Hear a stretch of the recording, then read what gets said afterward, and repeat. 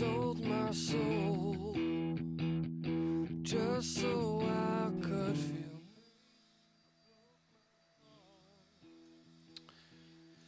Hey, how's it going, everybody? So interesting. Okay, something's not updating. Anyway, it's been a hot minute. You can hear vacuuming going on in the background. It'll go away. So what we're gonna do today is work on breakdowns for a cover, and then some JESOP King. Probably like an hour, 2 hours, something around there. Just give me a second here to get everything all set up. I don't have like too much time to have the start up, so I just have to do something right now before I start, and then we'll go. We can do a little catch up too. So while you guys are waiting here, while I'm doing some crap here, is I finished the Marvel submissions, so I can show you guys that too if you're interested in that. If not, that's cool. We can jump into the other stuff that we're doing. Okay, so.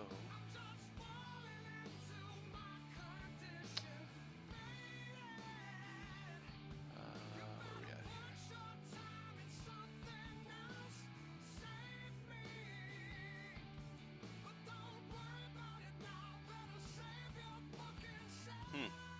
Oh, here it goes.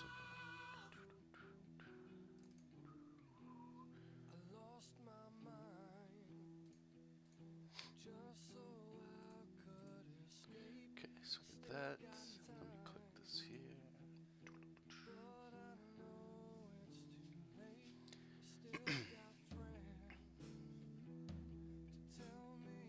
Okay, so anyway, while this is doing that thing in the background, let me just get this all wrapped up here. Get my reference, and I'll tell you guys a little bit more about this. I don't want to give too much away about the project itself, but at least you guys will be able to see some of the reference that I'm working with here.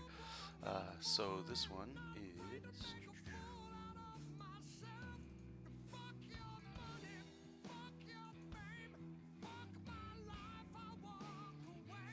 Okay, so that's that. Just turn the audio down here. Alright, so this project here is called Rumble Kings, and I'll get the reference up here on the screen in a second here. So, Rumble Kings. Put that there. And here, there's no month on that one, so we'll just dash. So this one here, this might look a little different to some of you guys, because this is actually like 11 by 17 comic board.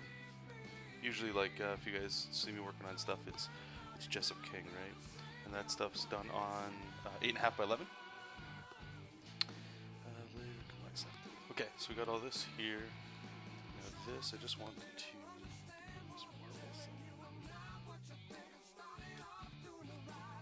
There we go. Should be good. Yep. Okay. Cool. And fine. So that's. I just want to make sure we got it here. Yes, we do. Cool.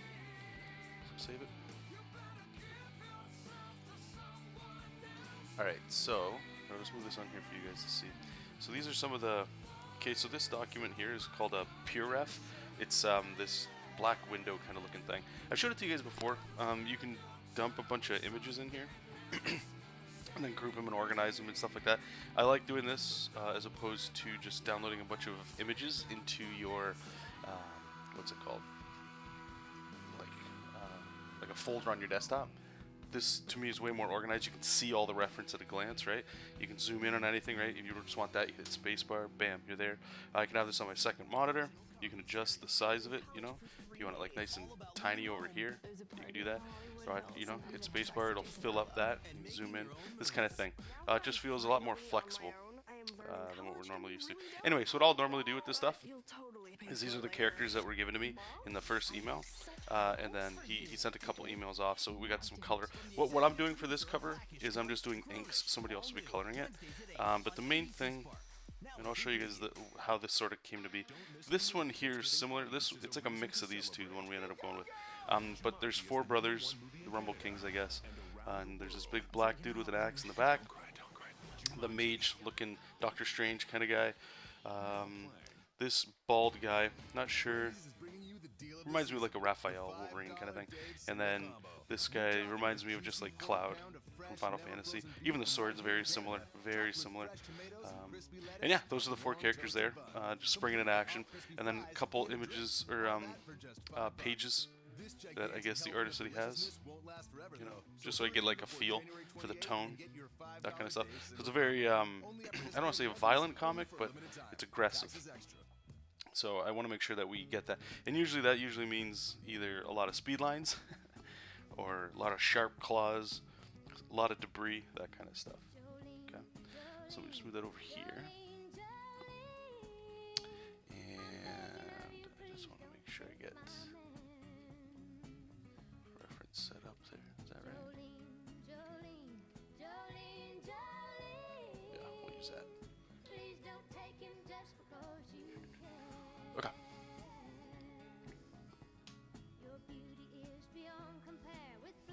Alright, so these are the thumbnails we had. And this stuff here, I always like to do this silhouette technique. It makes it quicker to move across. And I don't know any of you guys if you ever had to work for a client.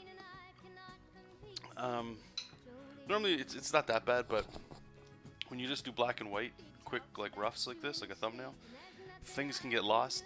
So when we work with a solid color, it's easier for you to show your client this stuff, and they'll know exactly who this is. And hopefully, you know, they've worked with artists before, so it doesn't have to be tight. Just sells what it is. And then here, I just write like what it is. So the 4 brothers standing ready for action. This is like a classic kind of shot. This is one we're gonna end up going with. They're leaping down into gunfire. Again, that aggression that I was talking about. And then this one was kind of a little bit more. I wished we went with this one, but maybe the second one here is a little bit more appropriate for the project. But this one here, right? We got the main character with his sword stabbed in a bunch of the bad guys. Sort of like that's just the panel, and then 3 comic panels behind him of the other brothers, kind of like in action, doing something that they would just do. So let's flatten this and copy. And I don't have the title. I should probably ask him for that, like the logo. That way I can just quickly place it in here, or at least like a.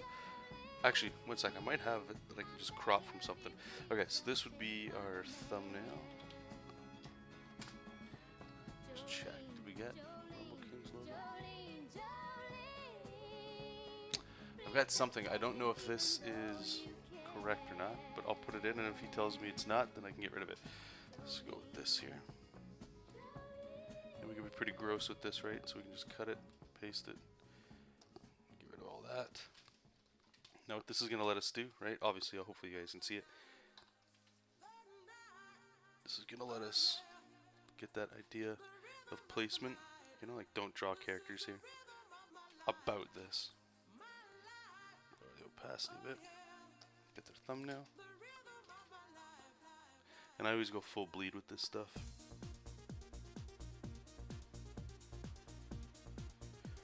You want to make sure that all the important detail, like the sword here, will always get shown, so you don't want to go past your crop. Make sure the heads are that. This character fits in. This guy fits in. Make sure his hand fits in.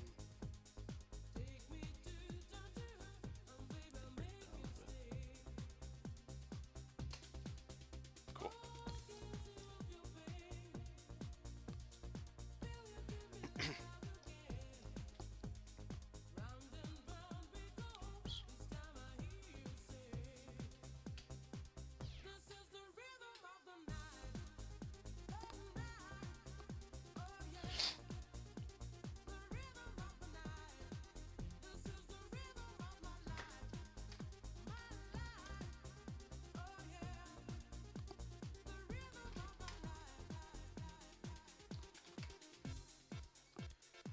Breakdown folder.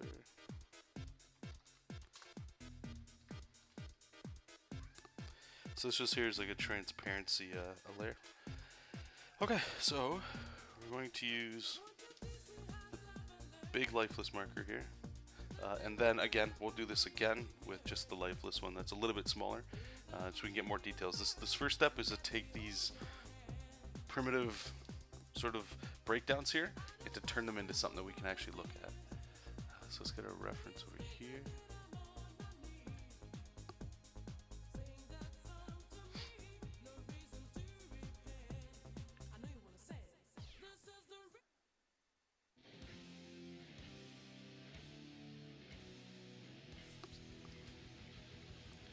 Alright, so we'll do the main character here first. So he's got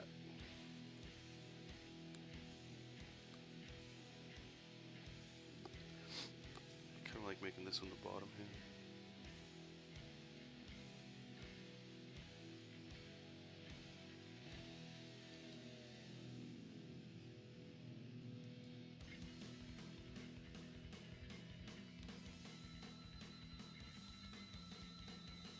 How big is this dude? Yeah, he's got some muscle.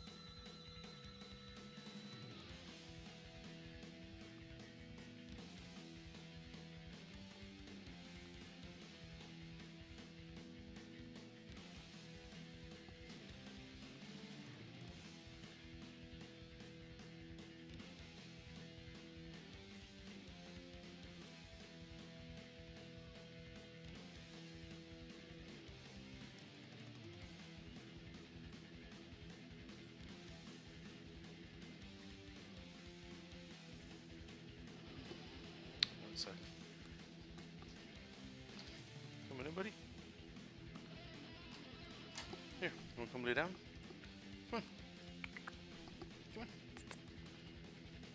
Jessup. Jessup.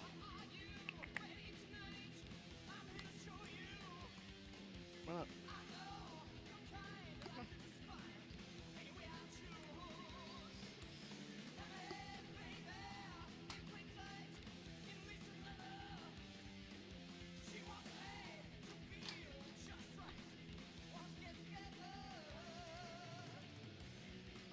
Alright, let's figure out where the hips are.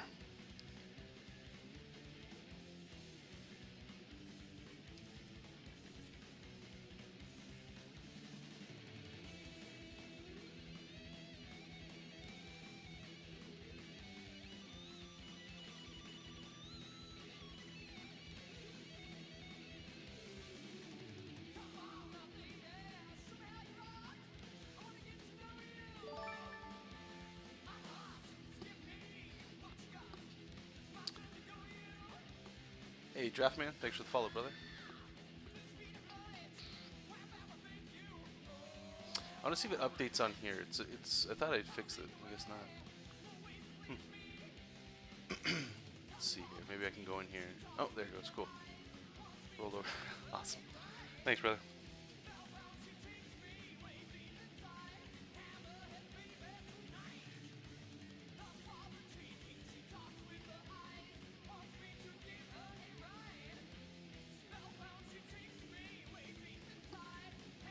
Alright, I'm not quite sure what we're going to do with the legs just yet, but I want to get the sword in here. Get that. So it's a pretty complicated sword here.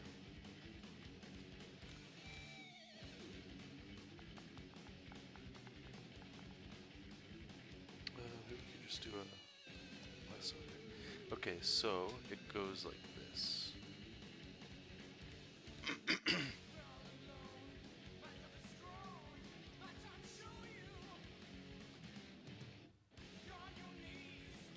Actually, here, we'll do this first.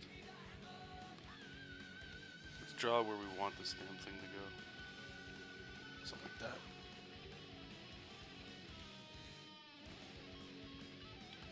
That's the middle.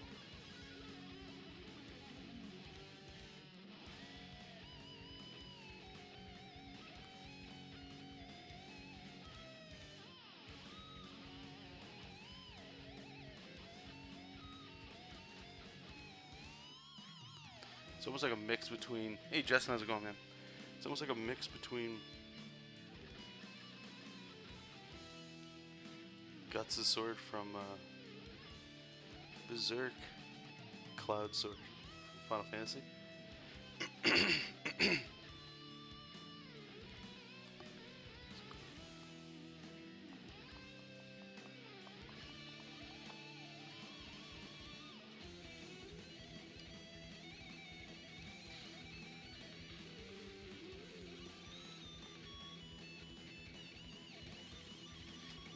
think he's got like these weird handle things at the bottom.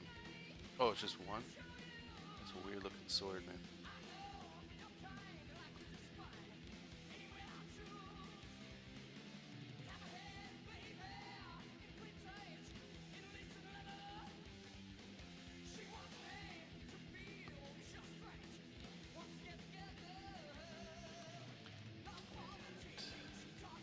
Yeah, I'm doing well too, dude.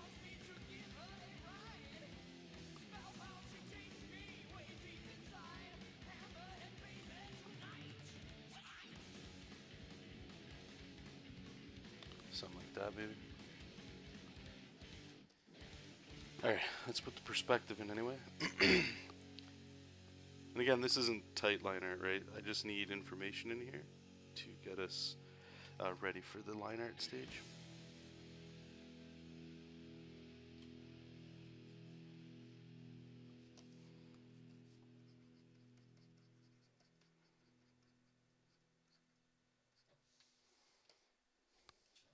Alright, so we'll have this, merge that sucker down, put that on multiply.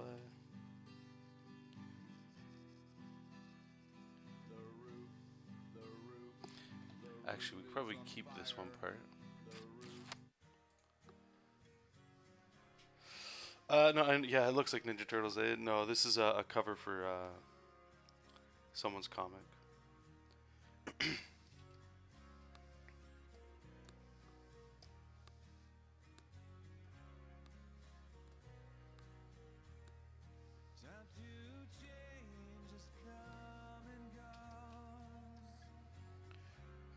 What's this guy's name?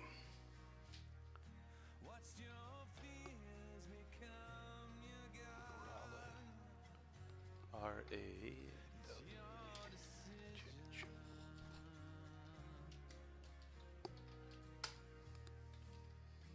Alright, so now we got his sword in there. We can kind of figure out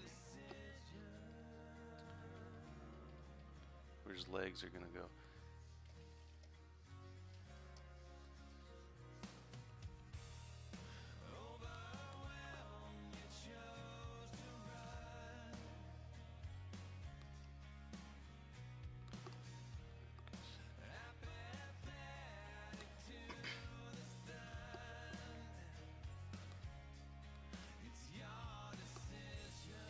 Okay, well, I don't want to put leg out here. It looks kind of weird.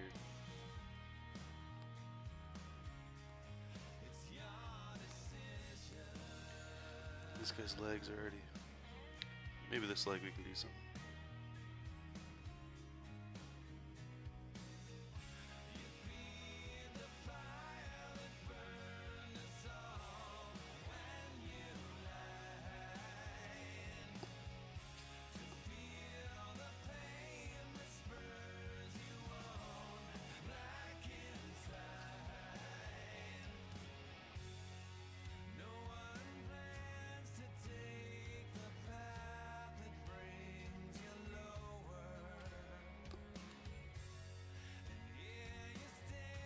Needs more muscle. What if we kind of bring a leg? So the problem is this guy here. So what we'll do is I'm going to do this. I'm going to turn this guy off first. And let's work on this guy. Because this guy's got a lot of overlapping shape going on. And let's get this so I don't got to keep bouncing back and forth here. So this guy's name, Merrick.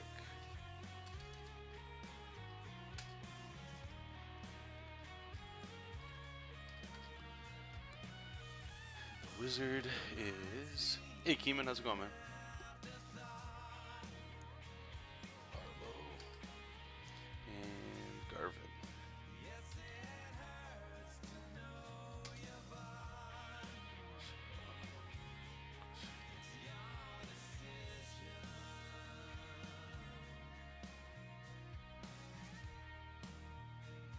Okay.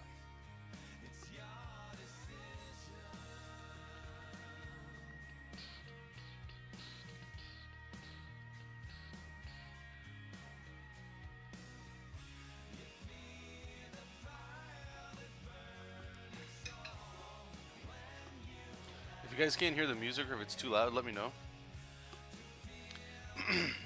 Actually, here, let's do this. For those that don't know, turn this off. So we have, you guys can request songs too. I haven't updated Twitch yet to let you guys know. All you got to do though is the video just has to be on YouTube, I believe, and I think you just type exclamation mark song request and then you paste the URL. So let's find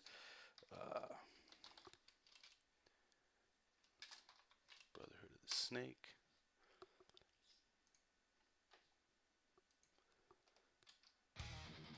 Alright, let me just see here. So in chat, you just go exclamation mark song request.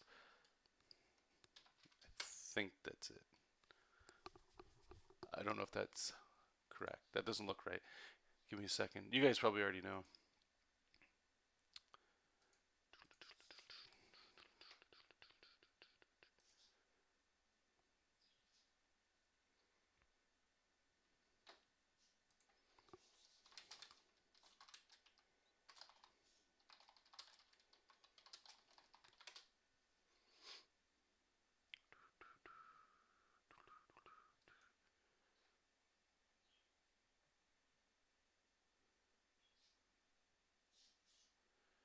Click the join button on the top right of the page. Okay, sorry.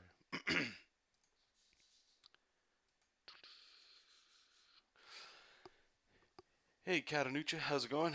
Pretty sure I said that wrong. Not much, man. How you doing? Justin, sorry to ask again, but how much was your Cintiq on eBay to think about upgrading this year?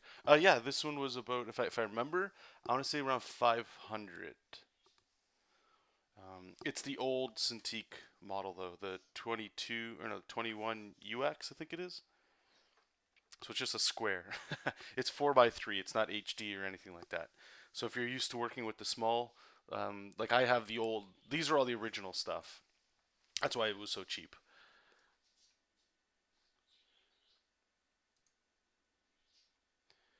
On the dashboard, click the join button. On the dashboard, click the join button.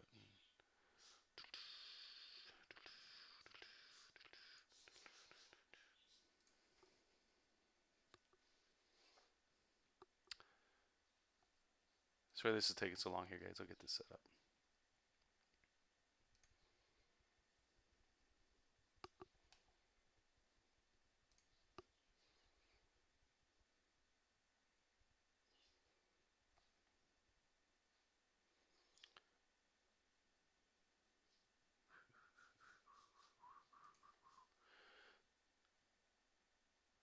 Oh, it's songs request. Let me try this one here.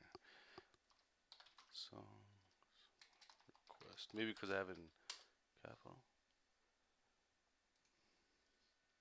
Okay, cool. Yeah, so if you guys wanted, if you got songs you guys want to throw in there, go ahead. Just a little fun something to do. You got the companion too, but you use it like 13. Oh yeah, this might be like a step down to you. I'm not sure. It gives you more room to draw, so if that's something you're interested in, definitely check that out.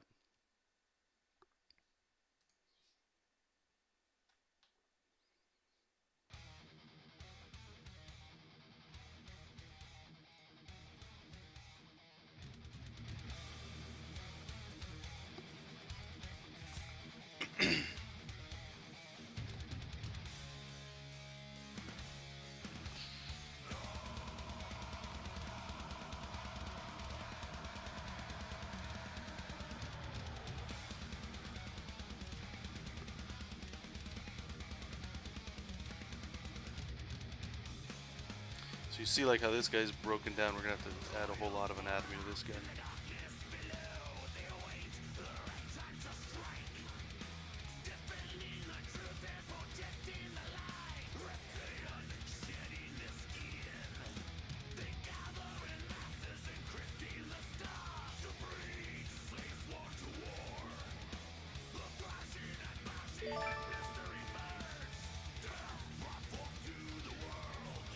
You just want more room? Okay.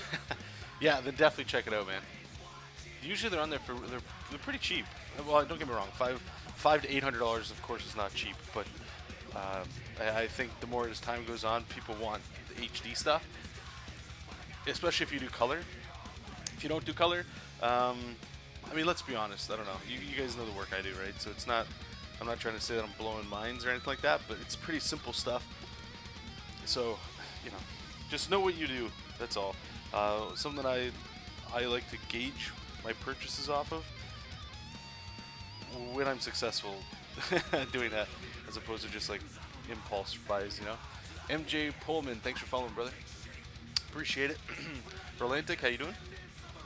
So is how often do you draw, right? So if like you're saying, I don't know if you're a hobby artist or not, you know, if Justin, if you're still working on that comic or if you put that on hold or whatever, right? But I do think that there's a group of artists, younger artists anyway, and this isn't like a slight against you guys or anything, but yeah, you assume that you need a certain certain equipment in order to like keep up, or that's what professionals use. So I have to start moving towards that stuff.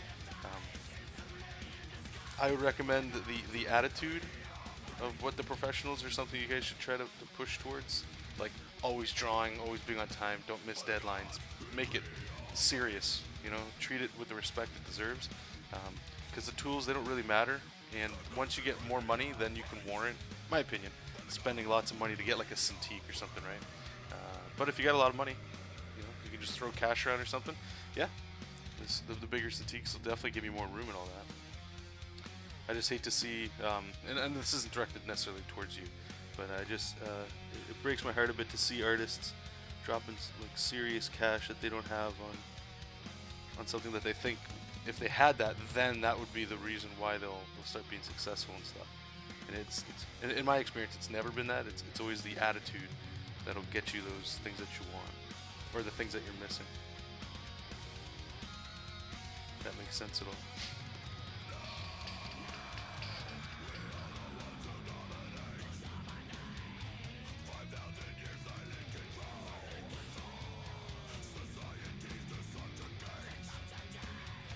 So I think we'll bring this guy's leg out here too.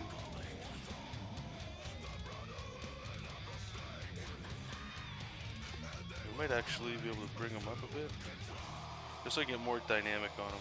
You know, like he's coming down at an angle instead of like looking like he's sliding at the bottom. It'll give us a little bit more room for this. We get more dynamic with that.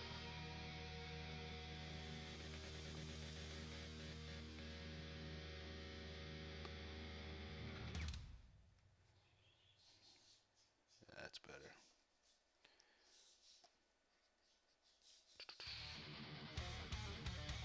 Why is this song on loop? Oh, I think it's the end of the song, right? I think we did this last time. Can you guys hear the music? I can turn it up. You guys let me know. Everybody's kind of quiet about it. And again, like I say, just type exclamation mark songs space request, and then just paste the link for your YouTube, and it'll play up for you guys. Yeah, no, that's Testament that you guys are just listening to. Brotherhood of the Snake. It's a good song. Oh, you're working on 2 comics in the game right now? Awesome, man. Dennison, my man, welcome back. The Dell Canvas. Close and sticking quality based on reviews, but a lot cheaper. I've been hearing, like, you know, these things they just always get better and better. There's always competition springing up. Especially if money's tight. Yeah, like, the thing is, I don't know. Like, working digital, that means certain things, right? Like, you need a computer that can run digital. You need software.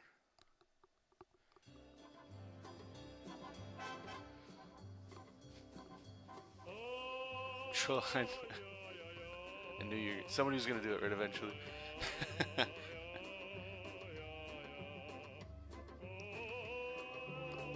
But yeah, so if you can get certain things like that you need, then you're alright. But then there's other things that come into play too, like the device that you're gonna use to do all this art on.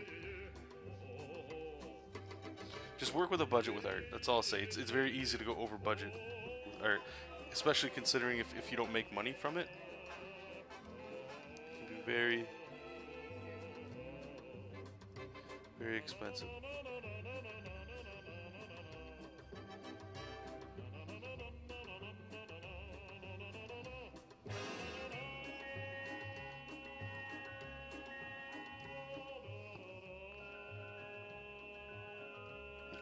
Alright, so now we got this guy. What we'll do is we're going to make a KO layer underneath of him. I have no idea what the hell I'm talking about. You'll see what it is in a second. The magic of digital art.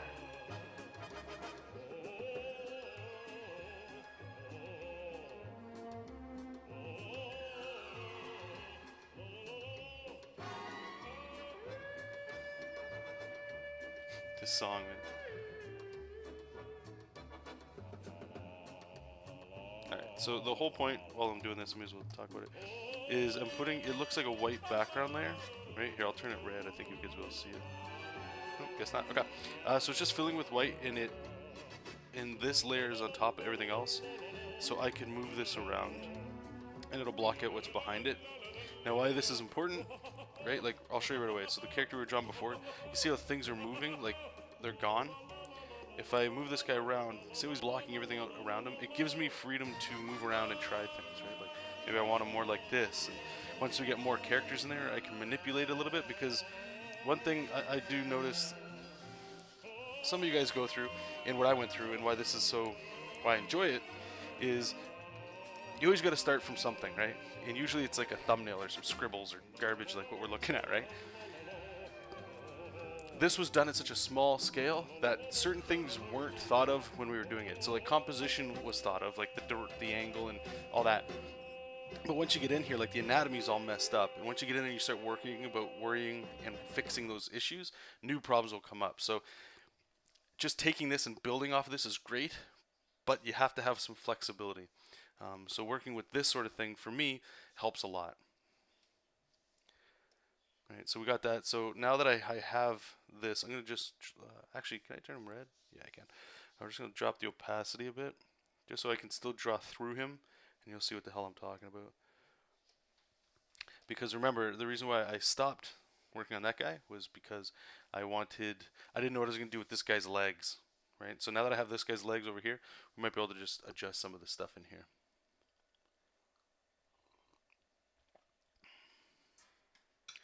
Nimrod, just put, you got to put this in front of it, bud. I'll get this all straightened out for you guys. You just got to put that, and then I think it's space paste, the lyrics, space paste.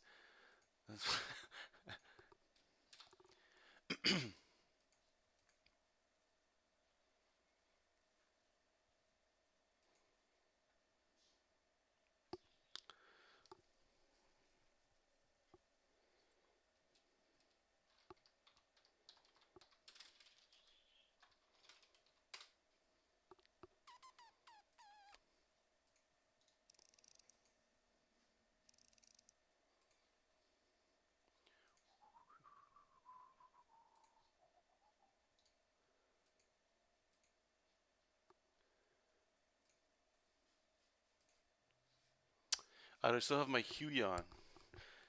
I gave it to my niece, actually. So I do and I don't. But even when I did, I never used it. I used it mostly as a monitor at work.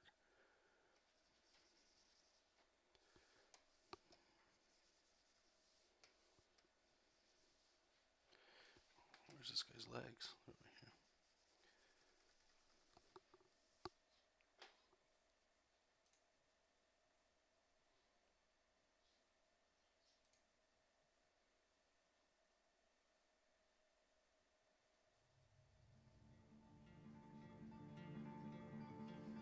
Ooh, good song.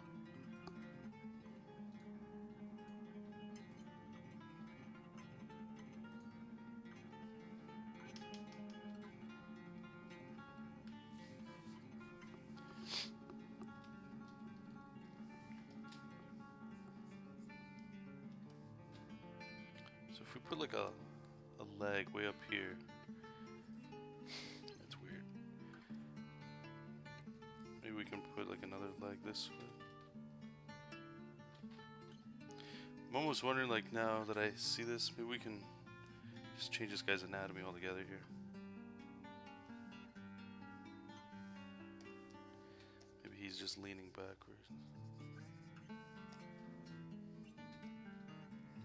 So we want clarity of shape here. We don't want to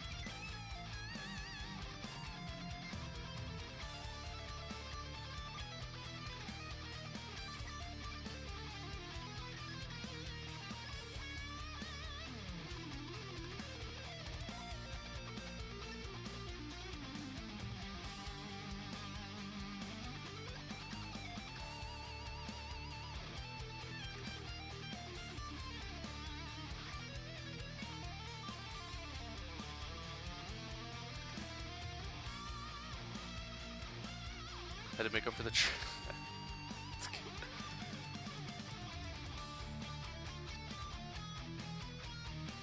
Alright, this guy's kind of pissing me off a bit. Maybe the problem, again, was the thumbnail. We gotta just do something like this.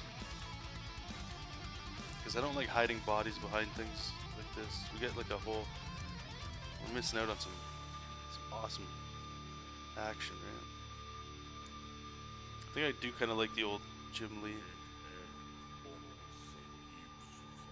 know, curling the leg in kind of thing.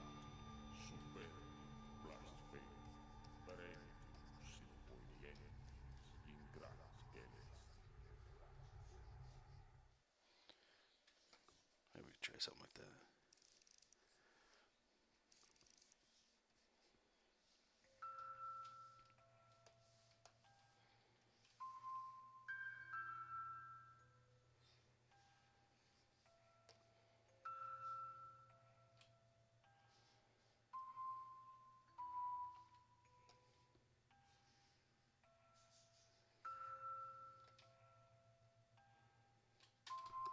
Let me just get this in here. So it'll look like it's a total ice cave. Look at that, just... We're in Hoth right now, guys. Hey, buddy, welcome.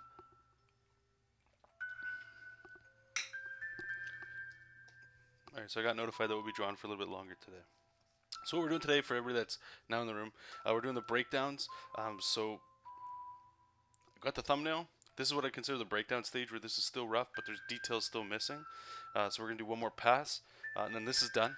Got to send it off to the client, make sure we get the approval before we go into the line art, and then we're going to jump into JESOP King after I send that, okay? For those interested.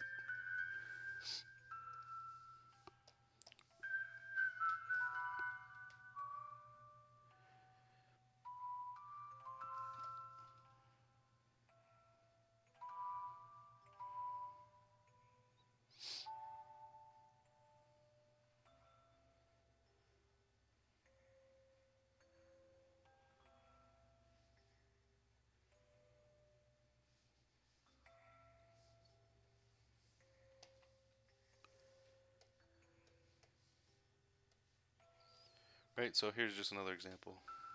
Right, so if we want to move this guy around, we can still get that flexibility, which is great. Because these guys might have to be shrunk up. They're kind of taking up more and more space here. Let's grab our reference. Right, this guy's got like a jacket and stuff.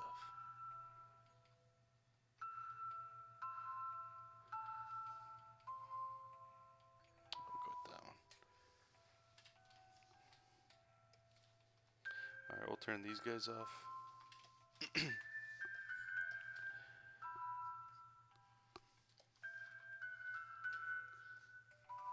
Tilt his head up, maybe.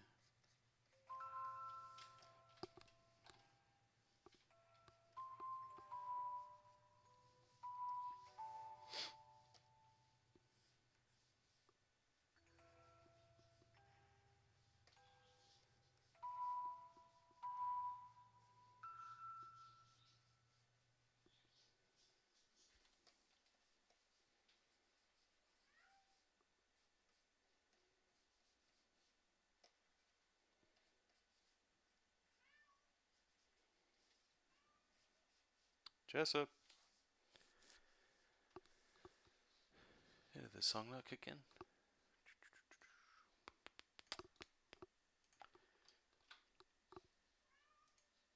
Jojo.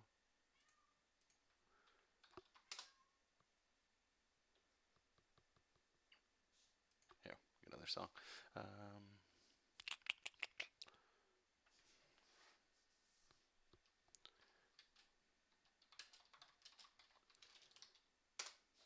I don't know why, but this is a fun song.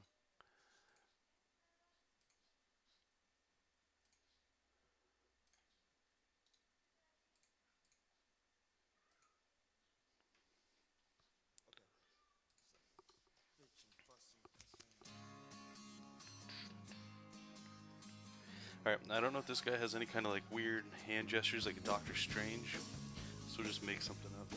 Play it safe.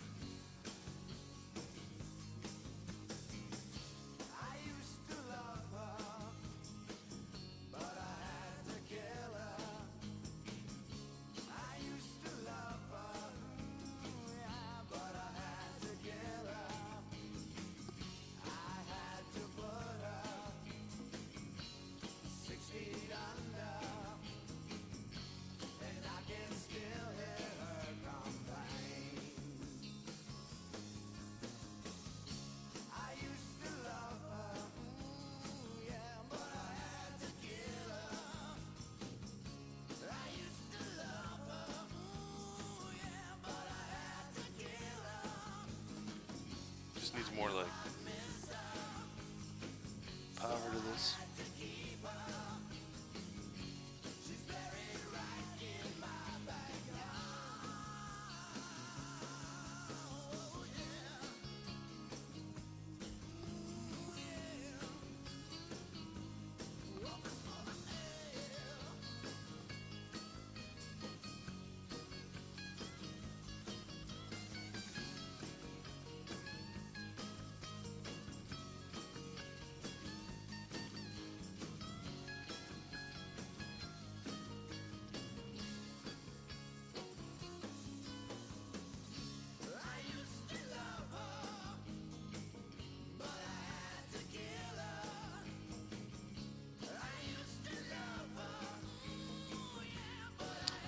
He's got like this bow staff, so maybe we can...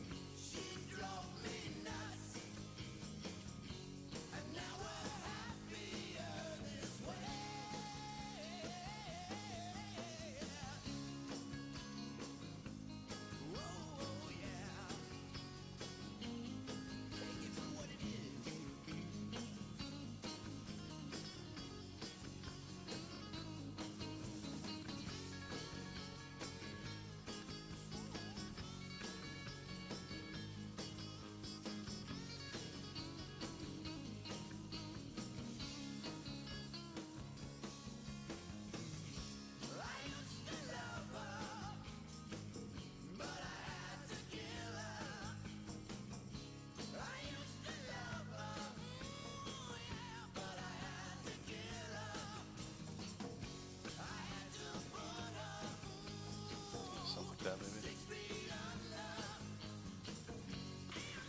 You're 14. That's an old song.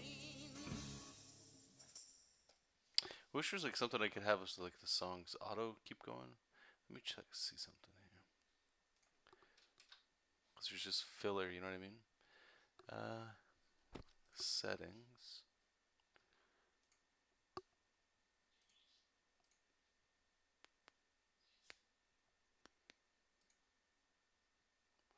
Monster Cat again? I don't know.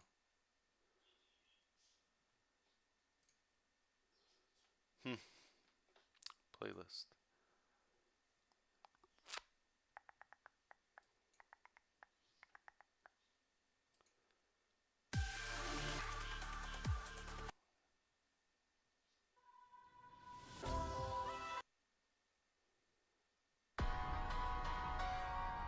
Garbage. Garbage.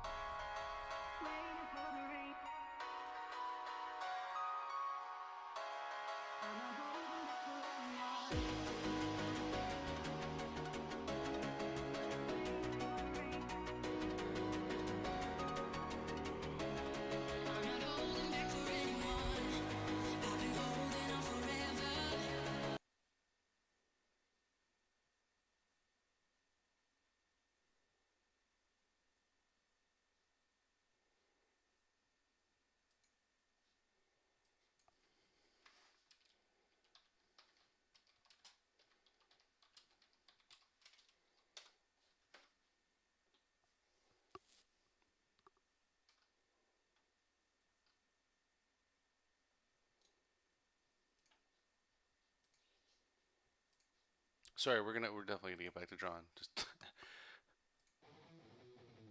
yeah, the more Megadeth you guys want to submit, go ahead.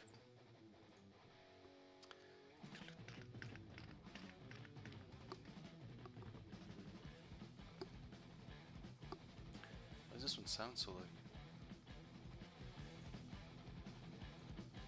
Anyway.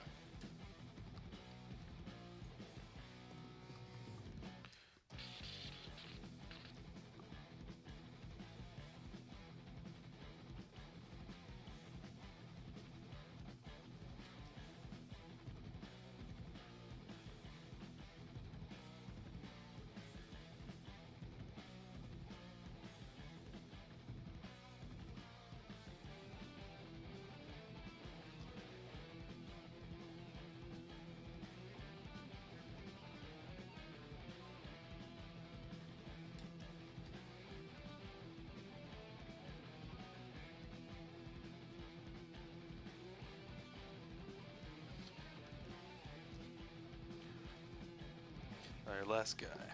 This big dude in the back. So this one I know he's going to need some love because I didn't give him much space to work with back here.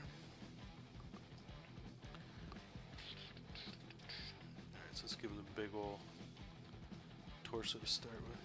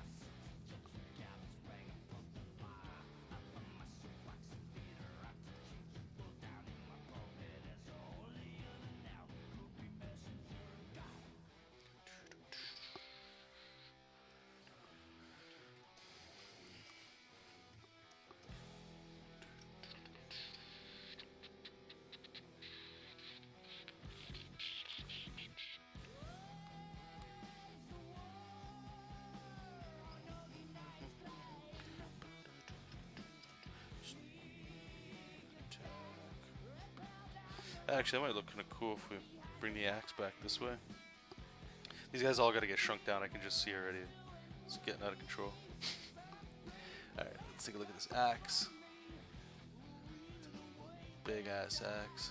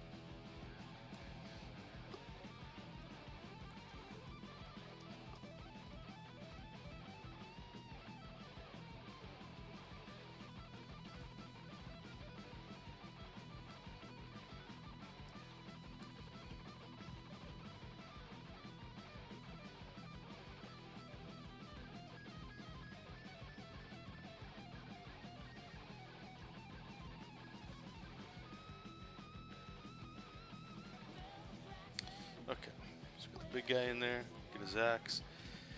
So you'll see right away here. Let's turn the thumbnail. Let's get everything else in here. Busy as F, right? So let's see if we can clear this up a little bit. We're gonna still have to do one more pass, like I said. Tighten some of this up and get the costume elements on there. But we can do this sort of stuff right now. So let's put him red. Let's put him, I don't know, pick a color, blue. This just makes it a little easier for me to kind of see what the hell's going on. Alright.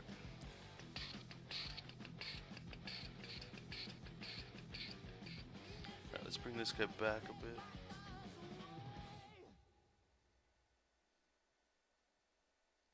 And another thing I've been doing too with these sorts of things, I actually didn't do it yet, but I'll do it right now.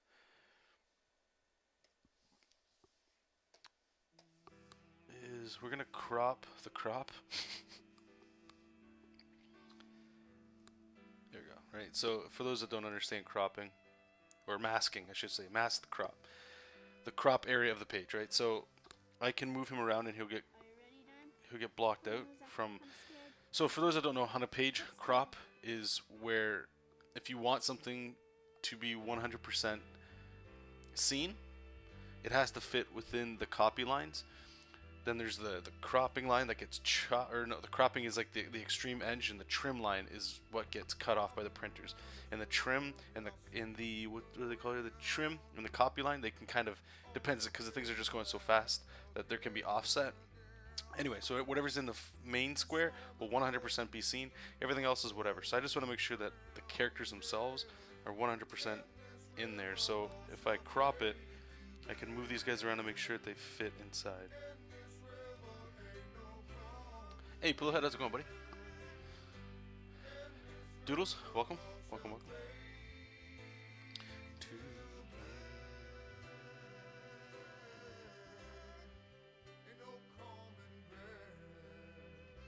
And I'm seeing right now what we could do is this guy. Oops. Just to find myself.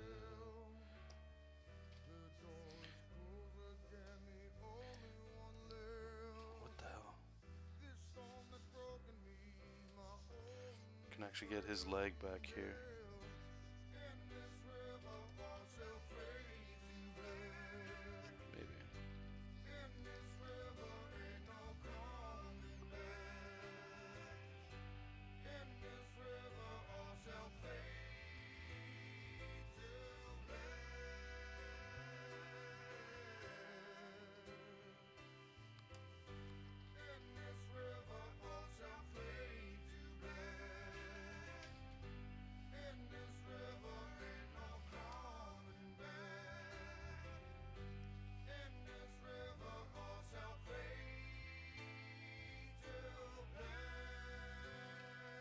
Something like that.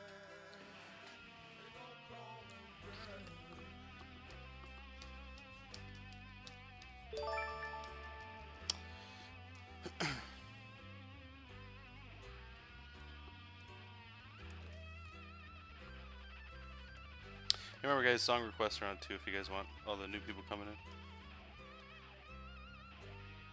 Let's make this sword like just way over the top.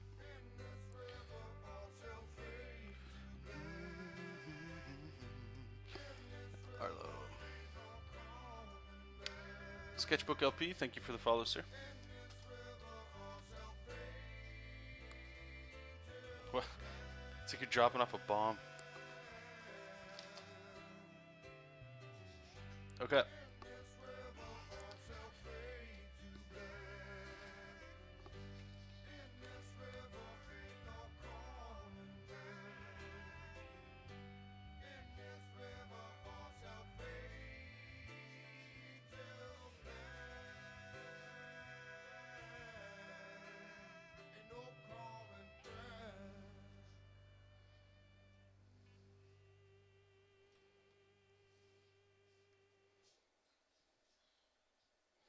This is dangerous moving him in that close like that.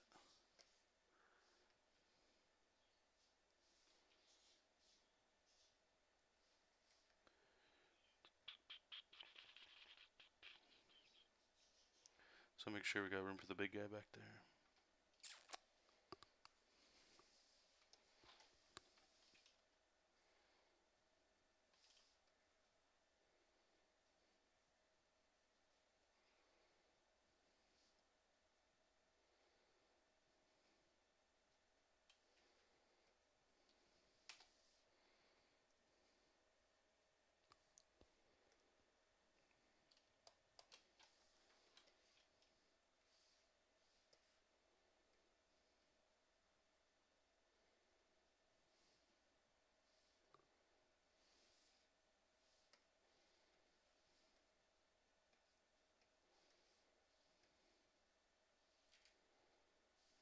Maybe we can frame his head with the axe. Something like that. Okay. And then the last thing we need are gunshots. Now these will change once we get to like the line art and stuff, but still good to put in just for fun.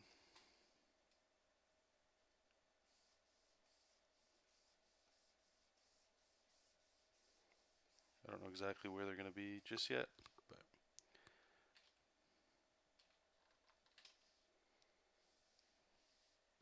okay. All right, so let's, how do we hide that? There we go. All right, let's save it. All right, now we're going to do our third, or our second pass.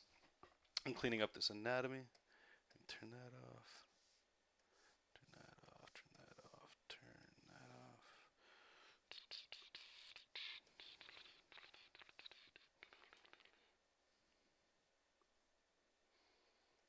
And we'll start with the main, or this dude. This guy just looks fun.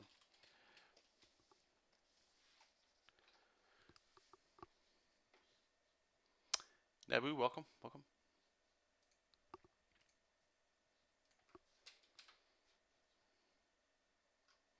Boom, boom, boom, boom, boom, boom.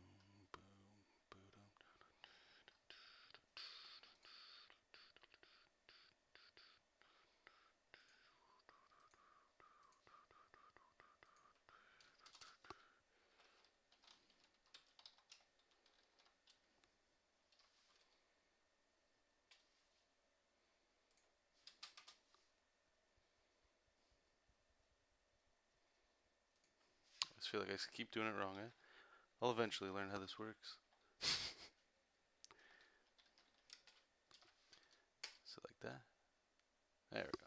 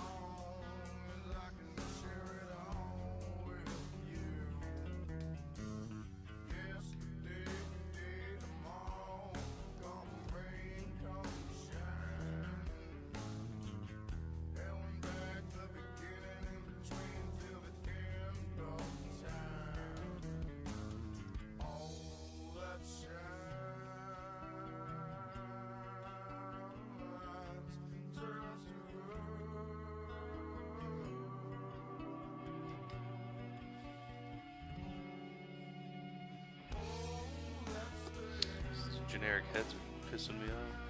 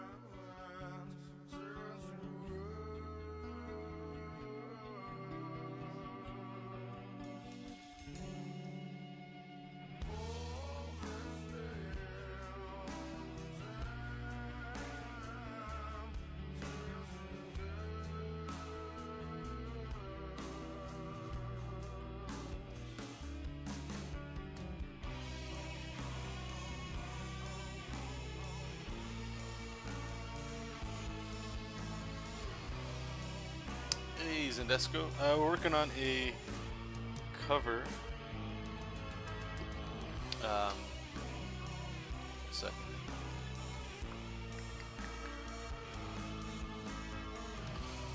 Called Rumble Kings for Ryan Cummins. It's pretty sure it's been a while since we had a talk on the phone. Pretty sure this is gonna be on a Kickstarter in a couple months. So these are more just like, I think, either pinup work in the back or exclusive covers for like Kickstarter backers and stuff. He's got me and a couple other artists doing some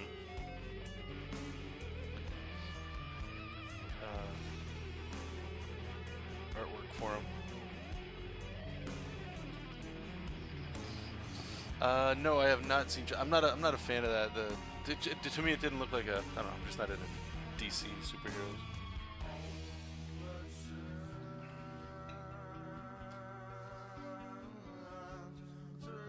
Oh, that's good. Glad you had a good time, man. That's what it's all about, right? Go to the movies, have a good time.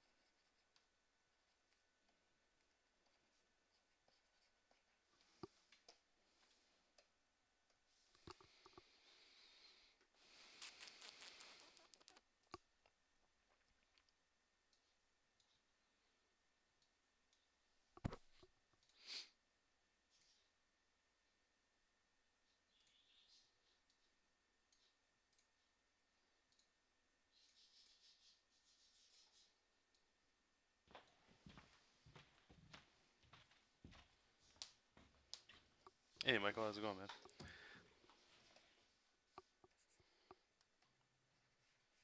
We're good? All right, here we go. Scott. 1, 2.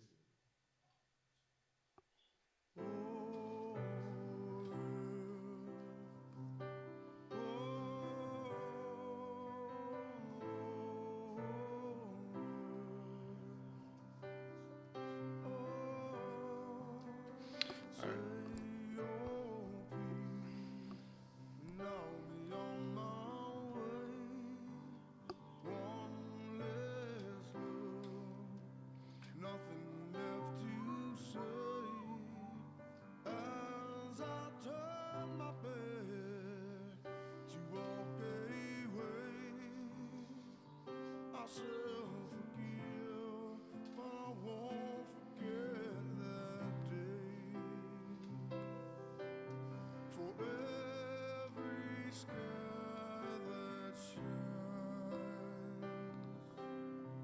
shall meet the pouring rain.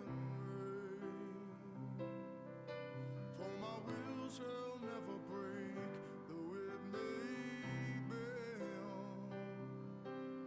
Like the scars that heal it never mend.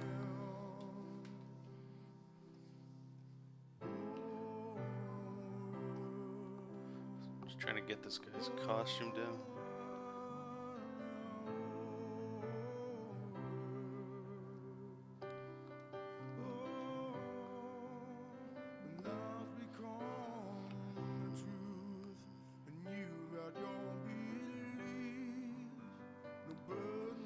Nabu, hey John, you hear about Cube Brush having an artwork contest? The prizes are sweet.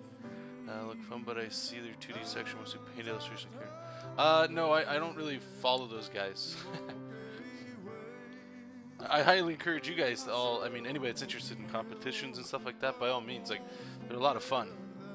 Just, sorry, if I keep looking like here, I'm looking at the reference that's here. I don't mean to make it look like my eyes are all over the place, but, just, I don't know, as of lately, it's just been, not really into the art stuff. Not drawing and stuff necessarily, but, you know, I've got a job, I do that, and then when I come home, this is just for fun. I've conceded to the fact, at least for now, that this is all, hobby stuff. For better or for worse, right? And, like, I'm totally okay with that. So that means, you know, I'm not stressing all the time about having that I'm always working all the time. Just, I don't know, it hasn't made me happy in a very long time. So now I'm just doing it for the fun of it. So that also means that I haven't been like looking at projects. That's the reason I brought that up or not projects, like contests and stuff.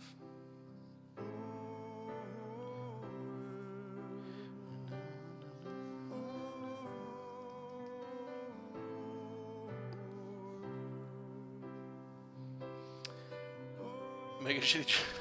Sorry. Yeah, I'm doing great, man. Thank you for asking.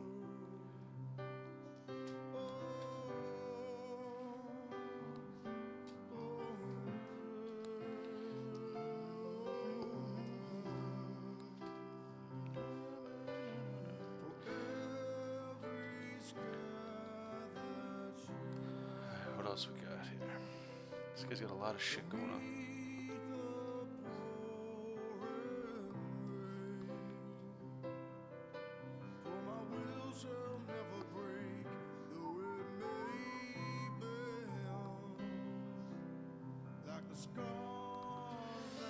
Hobby of doing pro work.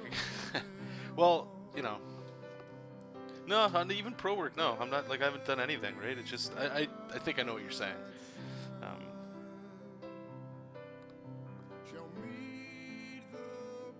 But I have a job that I go to every day at the game place, right? And it's called the game place because we all understand that. And I do mostly design work there. It's not this kind of stuff. I don't know if it's an age thing or just, you know, I'm tired of, you know what it might be? It might just be that since, you know, I dropped out of college, I was doing animation. You guys remember me talking about that, those of you that have been around for a while. And I dropped out of animation because I met a Marvel comic artist who was showing me how to, I want to say draw.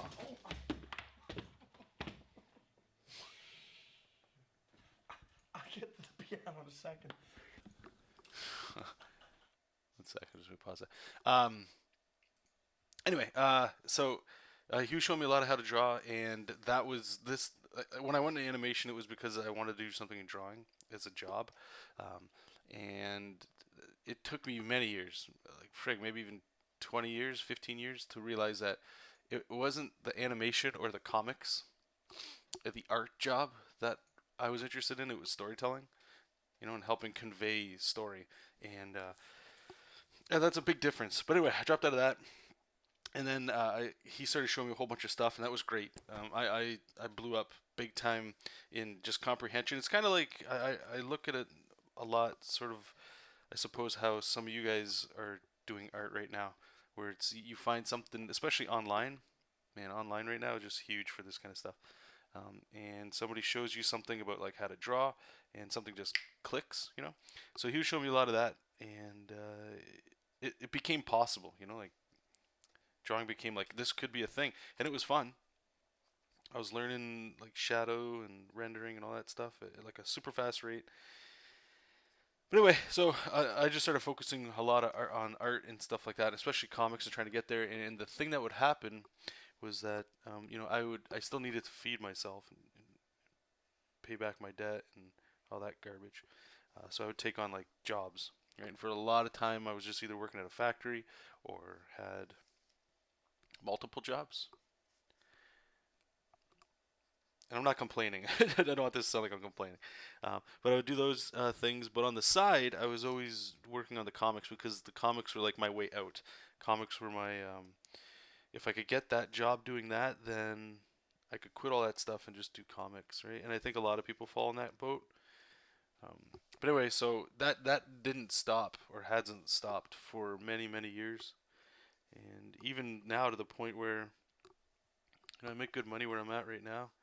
It's comfortable living. It's not I'm not really worrying about a lot where a lot of people are, and I know it's probably not smart to compare yourself to other people. Like, well, my life's not so bad. You know, I could be struggling for food every day, where some people they struggle for that stuff. And it's not. I've always heard, and I think it's kind of true. It's not smart to compare yourself to those people or people in those situations, I should say, because different circumstances and stuff. If you always did that, then you're always like gonna go to the bare minimum, saying like, "Hey, at least I get water today." Like, how far down do you go where it becomes like just more, you know, empathetic as opposed to like still improving the situation you're on that you're in, all that stuff. Anyway, long story. It's been a while since we rambled, but anyway, long story short is I think I'm not burnt out, but I'm just tired of chasing. If that makes sense. Like tired of chasing like you know the go to work and come home to work to get something that might not ever happen and all that. And that might sound defeatist and stuff, but I don't know. To me, it's just been kind of relaxing. Just have like a normal kind of life, I guess. So that's why I know that's a really long-winded way of just getting to the point of just saying like that's what I'm talking about when I say like this is more of a hobby thing. Like I'm not really pursuing anything. Just do it for fun. If it's not fun, then I'm not going to do it. You know, I hope some of you out there, you know, those that work that have like day jobs and stuff you go to or multiple jobs or whatever, you know what it's like to go to your job and it's work, right? And then you got to come home and if you got to do comic book work, if you got to do more work when you get home, like it's too much. At least for me. Some people they're just wired to just be hammering at it.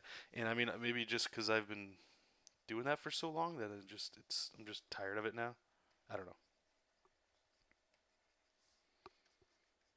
That's sort of what I meant by saying that. I didn't want that to sound like I was being you know overly dramatic or anything like that.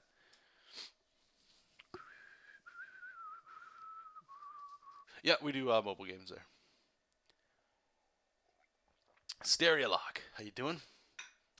Just bought Clip Studio after ditching Adobe products. Okay, right on.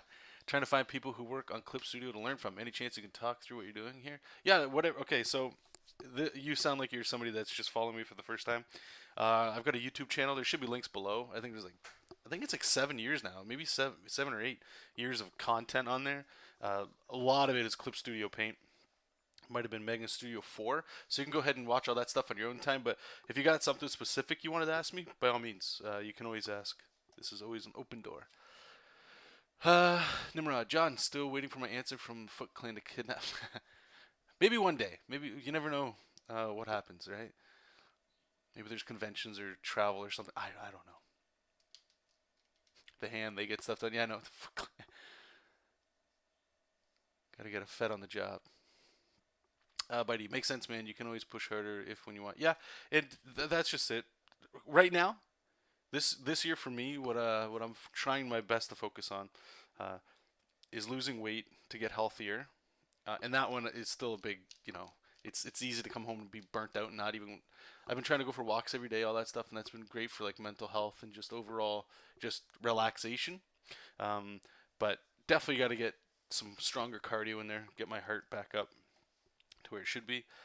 So that's my big drive is that, and just like in having fun with art, the Marvel thing that was a relic of last year, where I still didn't really know what I wanted to do, but I wanted to at least try. So I've sent that off, and if anything happens from that, then at least like it's an option to consider at that time. But and that might sound like it's kind of going against what the hell I just said. But my focus anyway is just have fun. So that might mean there might not be a lot of streams and stuff like that. But if I want to stream, whatever. But mostly just have get back to just the fun part of this, as opposed to everything always just being everything's got a reason. I think I just got overloaded, or I'm just overloaded with like I call it the self-help gurus and all those cats, and they're well-meaning, and everybody's got their thing, and I'm not going to criticize anybody in here that's currently listening to all that stuff, because I think it is helpful, but at the same time, it's just tired of everything having to be for something. If that makes sense to you guys. Like if you're working on a comic, then that means it has to be for print to make money, or whatever. It's just not. I don't know. Maybe it's a stress thing. I don't know. Just do shit for fun. Now, that's just for me right now, right? Like if you were in a situation where you didn't have money or something, and you're working like 50 jobs, and you don't want to be working all those jobs anymore. You want to like have an art related job. Like I get that. That's a lot different than what I'm talking about. What I'm talking about is just like I've got the job, I've got whatever, all that kind of stuff. Or I have a job, I should say.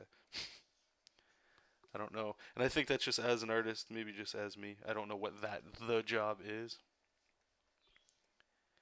But yeah, so right now, just enjoy art, have fun, make comics because it's fun to tell stories. I don't like that foot.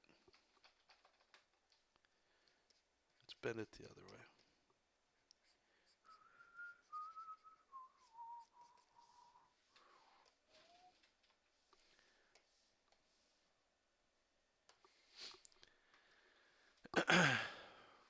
Tenant Tim, welcome, man.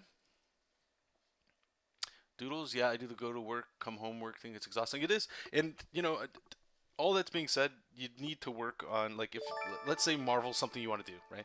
You have to at least you have to work for it. It's not just something you get, but there is different ways of working at getting at things, right? There's the direct approach, which is great, and then there's also the what's good for you approach, right? And what's good for you could be doing your own thing at your own pace. You never know. Like you still got to do work no matter what, right? If you want something, whatever. But there is a way to look at it, right? Like let's say you want to do comics, but you don't want to work all day. You just know that it's going to take you a lot longer to get noticed for your comic book work, unless you're amazing. And if it's going to take longer, then you have to slowly hack at it. And then eventually, like a year, 2, 3, 5 years from now, people start to notice your stuff and they'll notice you have like a catalog of work.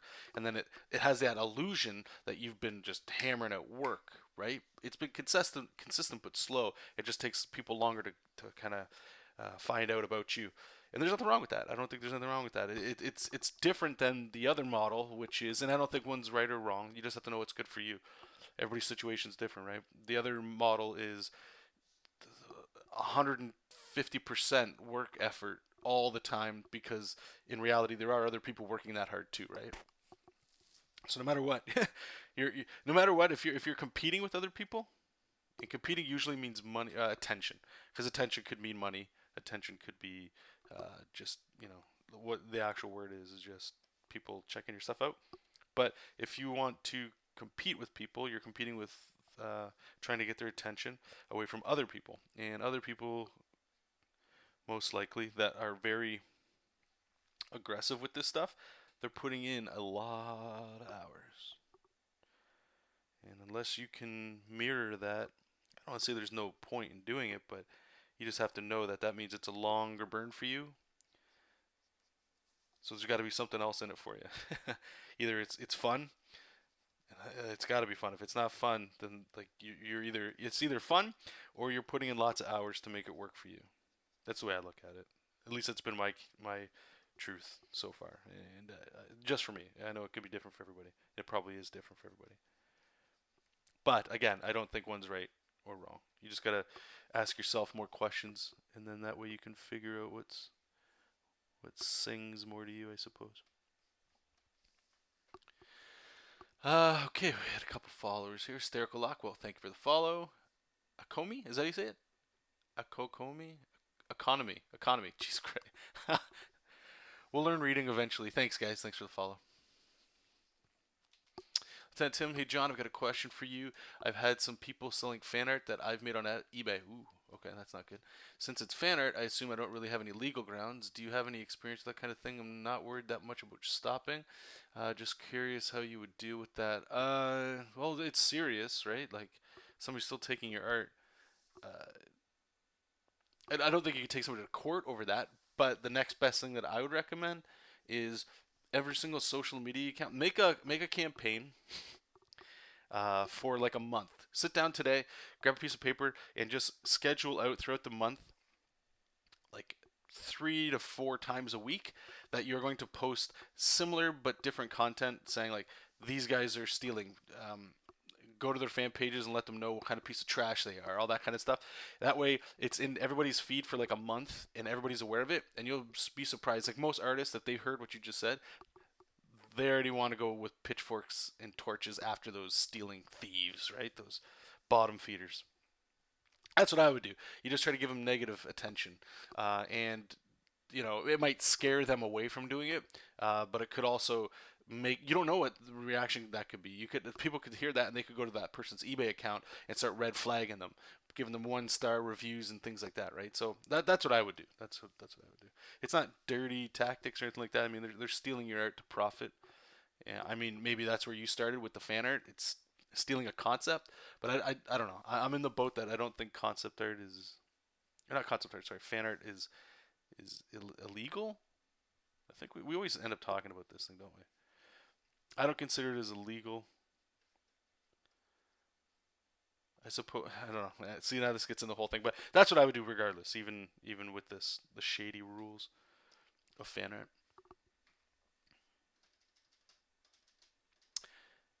Hello, Economy. How are you doing? I love JESOP King issue 1. Thanks, man. Thanks. Yeah, it turned out really good.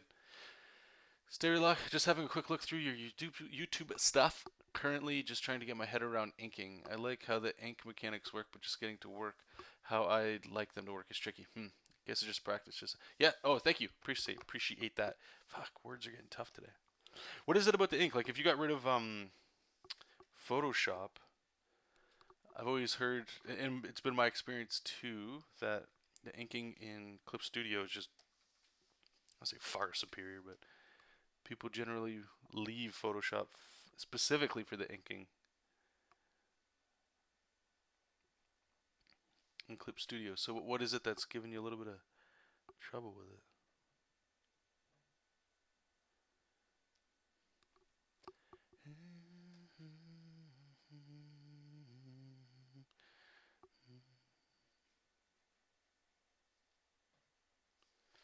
Oops, forgot the music.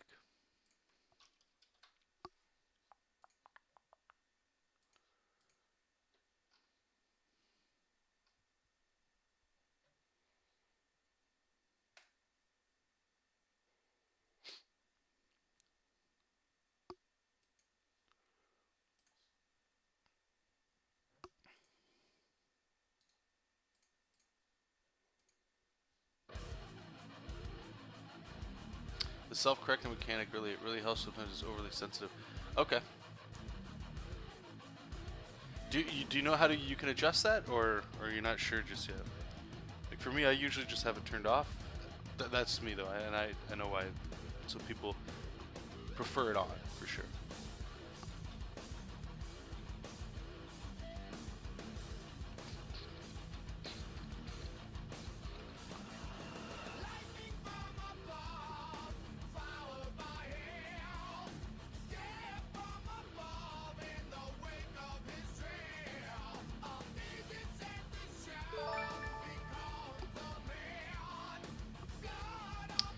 Thanks for the follow, Leon. Appreciate it, my man.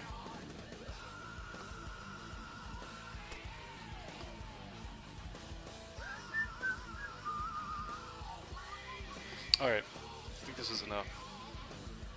He's in a complex angle. Oh, forgot his weapons. Might need might need those. Let's see what it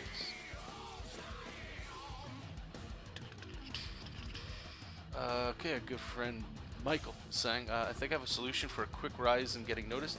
Just get incredibly ripped. Seeing as you're getting fit anyways, and showcase your artwork while framing it with tasty and shape.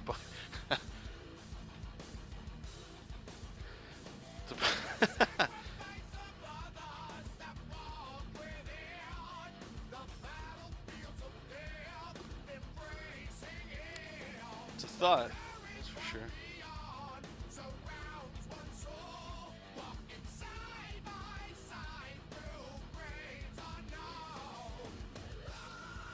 I'm going to be focusing mostly on cardio just for overall heart and nervous system health, and yoga for flexibility since I sit all the time, especially in the hip region. Weightlifting, sure, maybe like, I don't know, twice a week or something. And I know you burn more calories doing weights and stuff, all that crap, but I think the nervous system too gets a better workout with weights, right? I always hear weights are like the best way to go, no matter what. Maybe not powerlifting, but definitely want to get the heart pumping.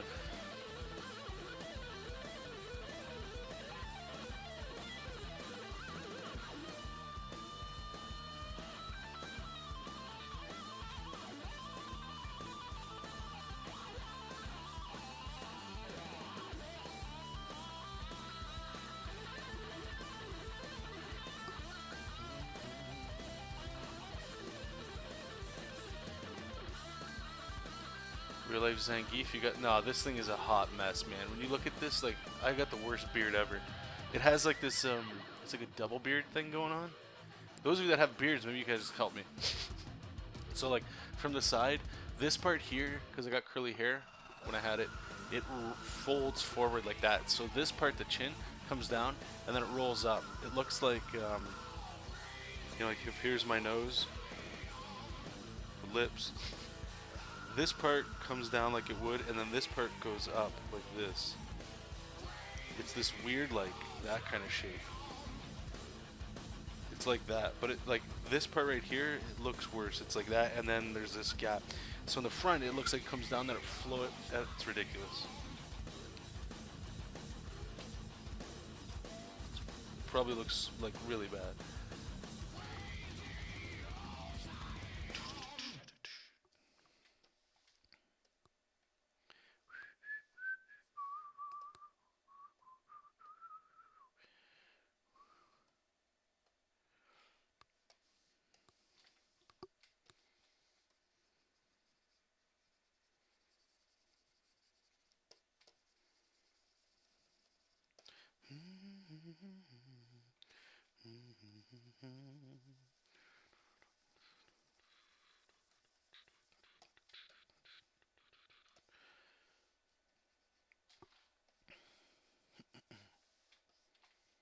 Let's clean some of this up here.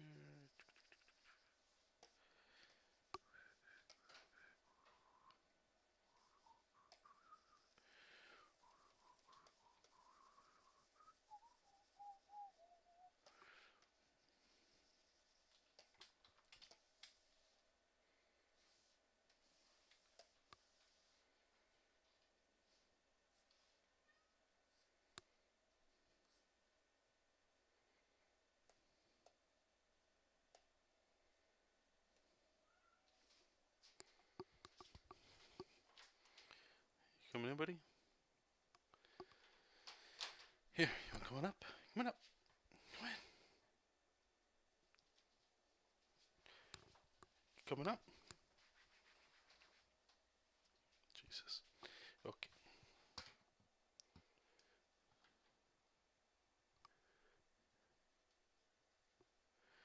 Okay, you gotta make a decision here, Jozo. Jessup, you coming up here? What are you doing? Come on up. What are you doing? Come on. You staying in here or you going out? What are you doing?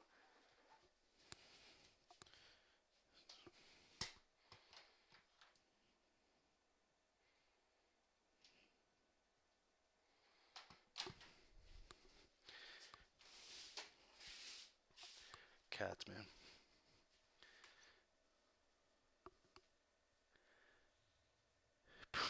Pooping out loud. How's it going? It's going. It's going good, man. How are you? Keeman, my beard is kind of like that too. Cut the top.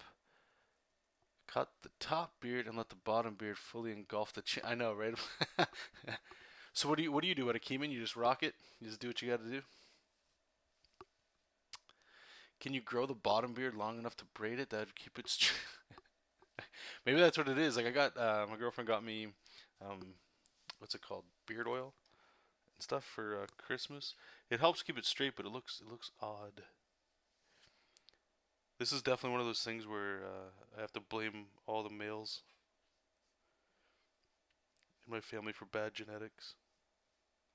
Can't do the mustache, can't do any of that stuff. I'm not a man.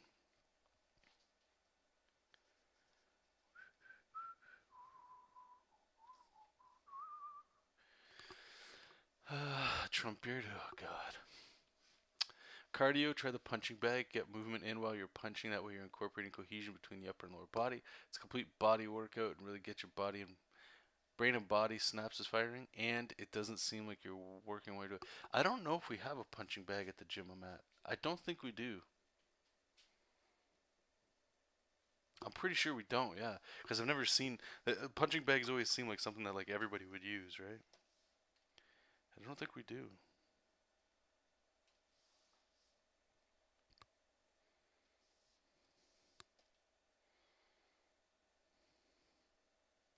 But maybe it's like I think I hear what you're saying. Maybe there's something else I could do to, or try to find something that incorporates more than just, like a treadmill kind of thing going on.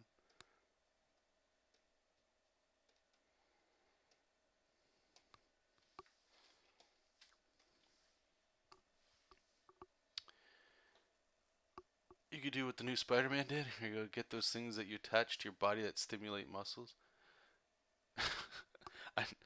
I don't want muscles. I mean, well, who doesn't, right? But I mean, this is more for a heart thing because I want to live longer. I don't want I'm not getting into the whole, and I don't mean this to sound like a negative thing, but like I understand the protein shakes I've done, and it doesn't look like it. And I'm not saying that I did a lot. My brother and a friend of ours, when we first started going back to the gym, we were doing these things called I think anybody that knows, there's it's either man cow or rip toes 5x5. Where you're doing like the big 5 compound movements: squats, overhead press, bench, shoulder press, and they say squat, deadlifts. And that's pretty much all you do, 3 days a week. And every time you go back at it, it alternates. You add like 2.5 pounds on each side, so you're getting to a point where you're lifting like more weight quick, and it felt great. But because of and I think this is what happened for me, my poor flexibility when you're doing a squat, right? All that weight is on you and it's going to push you down no matter what. But the inflexibility in my hips, it was stretching them out and it was requiring too much flexibility when I had inflexibility. So it was starting to it felt like it was ripping the groin part, just like destroyed, not in a good way either, just like messed up. And then my lower back was getting hit because it was over, like I'd shoot my hips out as opposed to keeping it all tight as you go down because I don't have the power of flexibility in there. And again, it's because of this stuff, and that's why I got the standing desk, is to help this thing. This is sitting all day at my job, right? And I don't move. I have what is it? One of those foot trackers or the step trackers, and I wanted to use it to see. I'd be surprised if I get like 1,000 steps a day. Right, so anyway, all that weight on you, and you're moving down, and you're still doing the motions, but it was just messing me up, and it did more damage than good. So I'm trying to go from the basics of almost like grade school gymnastics, or not gymnastics, gym class, where you're just like, okay, just move, and then you start breaking the rust, all that damage that you've done from I want to say a movement, but that's not even a word, from not moving, and then just start building on that, instead of what I was doing, which I don't think is wrong, but is to go. It might not be the best if it's more of a long-term thing, instead of just going, grabbing things and just. I don't think my frame is structured correctly just yet to maintain that stuff. I could do it, but then the healing process isn't there fast enough, I think. And maybe I'm just talking up my ass, and all this just sounds like excuses. I don't know. You try to shave it, but my barber can keep my beard in shape. So okay, so you actually, so I've never gone to a barber, obviously, right? So what does he do with it? Does he just trim? Does he like this top part? Does he flip it out so it matches down here? Like, what's he do? I'm just curious, because you're the only guy that's apparently in the same situation that I'm at. No, I don't want muscles. No, that's what I'm saying. Like every guy wants muscles. Everybody. Why wouldn't you? You just look better, or not look? Yeah, you look better, feel better, all that stuff, self confidence. But I think it comes from I have to be real with it, right? Is that I have to make up for all the bad decisions I've made up to that point. You know, like choosing a sedentary lifestyle. Well, that's gonna have a cost. Let alone what you're eating and all that good stuff, right? Higher self defense. Cardio is boring, but learning combat is a great way to work. Yeah, that's a good point too. So you just want some cardio stuff? I feel that on my lower back is all sorts. I don't want it. Okay, sorry. Let me make sure I'm still drawing here. I don't. From everything I've read, and I've been on and off at the gym since like I don't know for a lot of years, and I'm definitely one of those guys that read more than actually did. So I understand what what they say. And those of you that are in here, you guys let me know too if you guys are actually like men that work out. Is that cardio? If you want to lose weight, it's always weightlifting, and it always sounds like weightlifting is the best health thing you can do. But because like if you're pushing yourself hard enough with weights, it's kind of like cardio, right? Because you're pumping your heart, or you need more blood in your body, so your heart's getting more work. But the thing that cardio does, like hit cardio, it's called, and I actually like that. I would like to get back in there where it's, let's just say you do okay, so this is ideally what I imagine you do. So you walk and you start to get to a little bit of a power walk, nothing crazy for like 3 minutes, and then you sprint for 30 seconds, and then you light walk for like a minute or 2 minutes, something like that, and then you crazy sprint for 30 seconds. Then you do that like 10 times, and that's supposed to be like insane. This will be really good for you. And the thing is, right? This is the way I'm looking at it. The reason I want that is because like since I sit, my heart's not pumping. Like this thing could be off, and I'd probably be fine. It doesn't require. It's mostly brain work and like this movement, right? Um, so the cardio stuff that I'm looking at is more to get the to get my heart working. Make sure it has a purpose. Because right now it doesn't. It's just functioning. If that makes sense. So everything I've always heard was that yeah, cardio you don't have to have it. I think people like me need to have it. I think the average person, they probably move a lot more than I do, so they don't need as much cardio, right? Because imagine you work at a job where you lift things. That's instantly way more than I do. The most lifting I do is getting out of my chair to go get coffee or water or use the washroom. Like it's not, you know what I'm saying? John, it's officially 4:30 a.m. in Australia. Yeah, no problem, man. See you later, brother. Have a good night.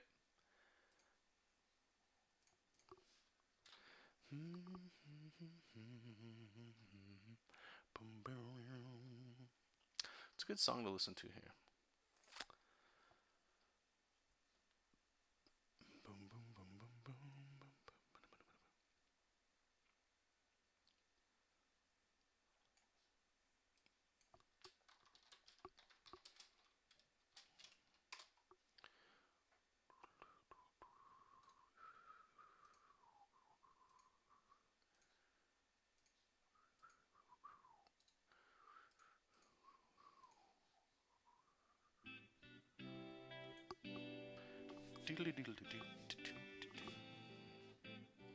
So who's got the jacket?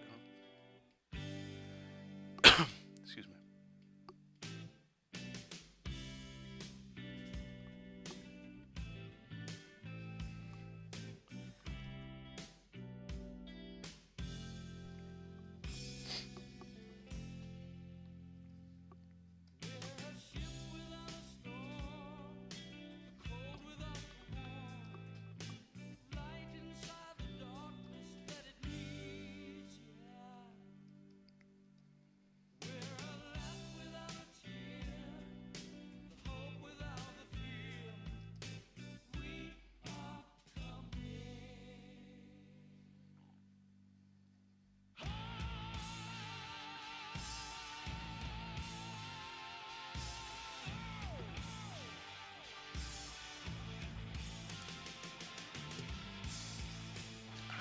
was that? I used to have a paying job until it got shut down for good. Sorry to hear that, dude. Definitely makes things tight, eh?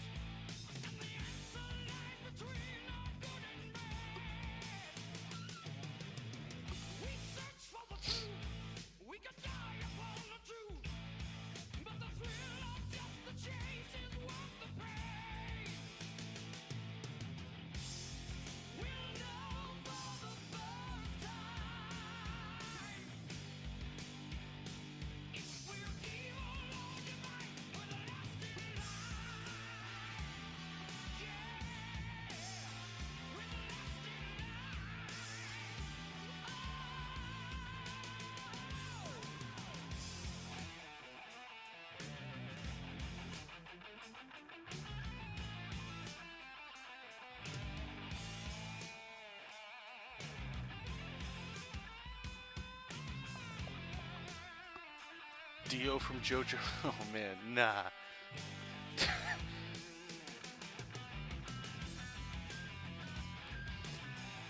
Sterilok, I remember getting sacked from my day. Sacked.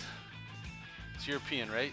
You guys say you got fired or let go? Sacked? Sounds more epic. For my design job for using my phone when we had no work in, I wasn't sure using my phone during work hours is pretty dumb, but when there's no work coming in, you apparently have to sit there like a lemon.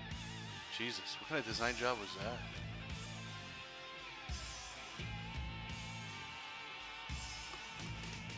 That's crazy, man. Sorry to hear that. Jesus.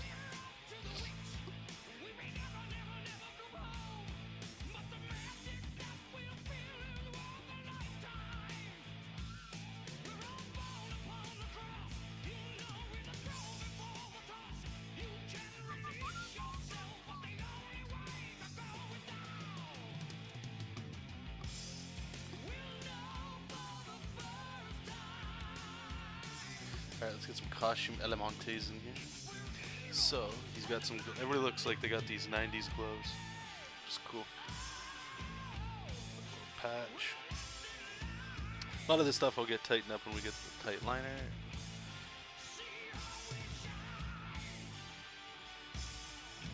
Gotta have bandages too.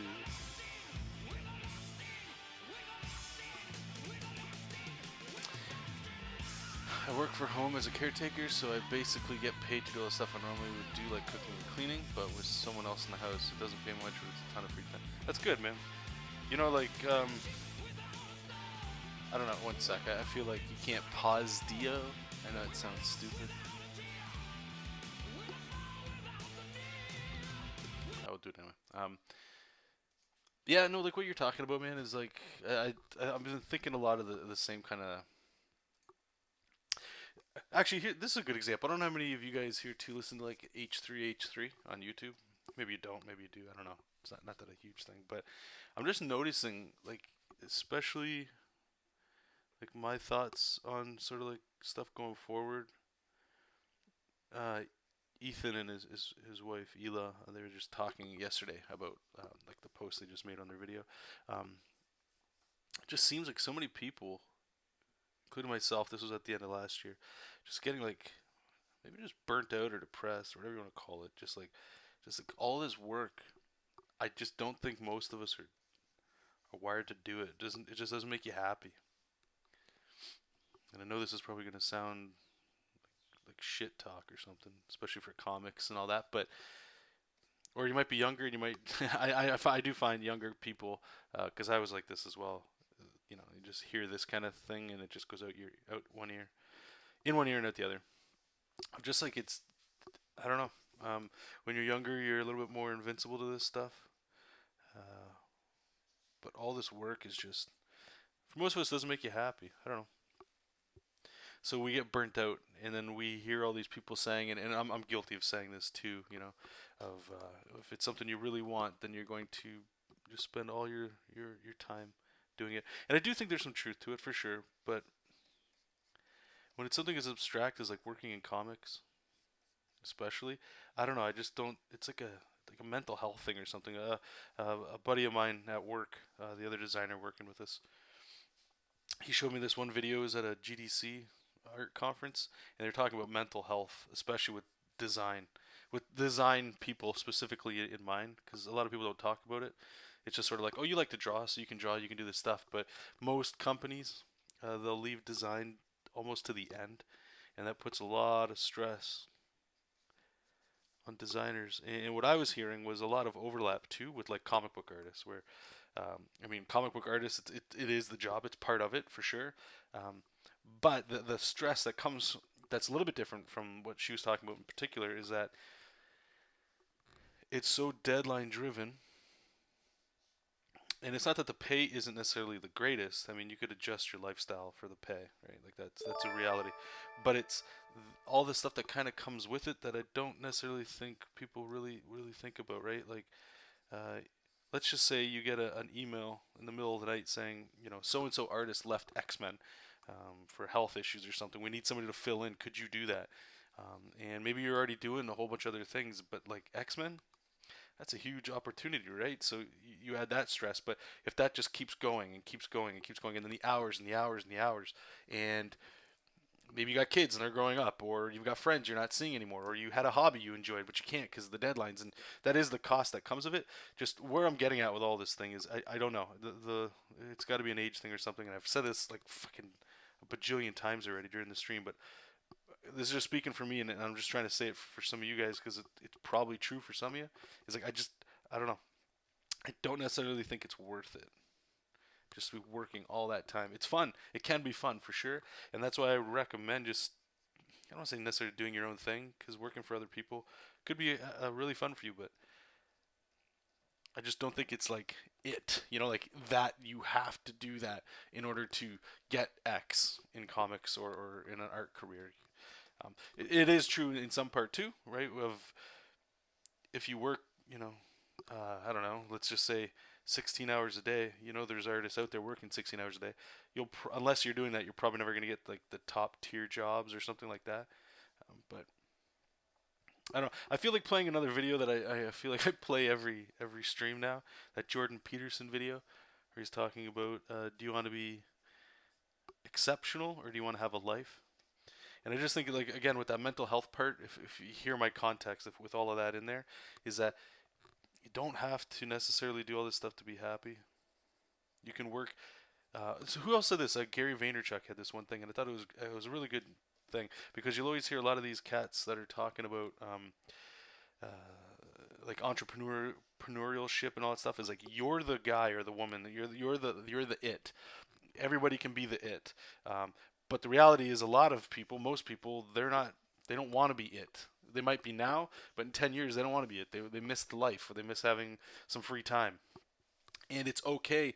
And the world needs like second place, third place, fourth place, and fifth place people, right?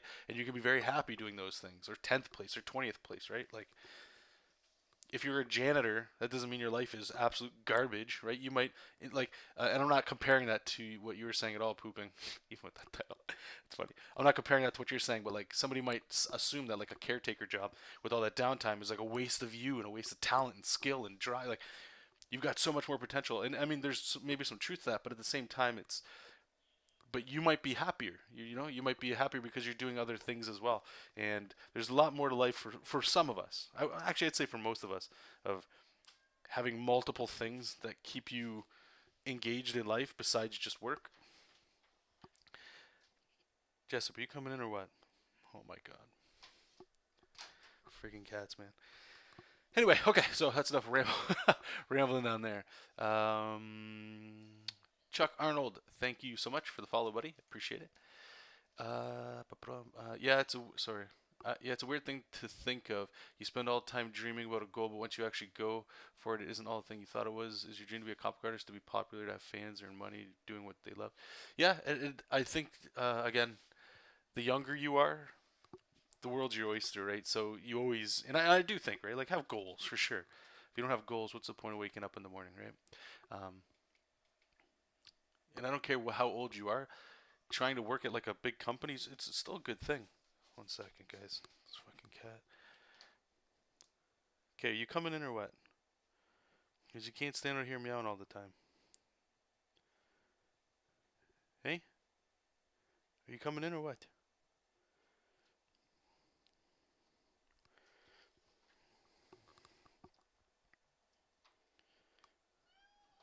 What? What do you want? Here, you want up here? Here, you want to lay on the... Here, you want to sit up here?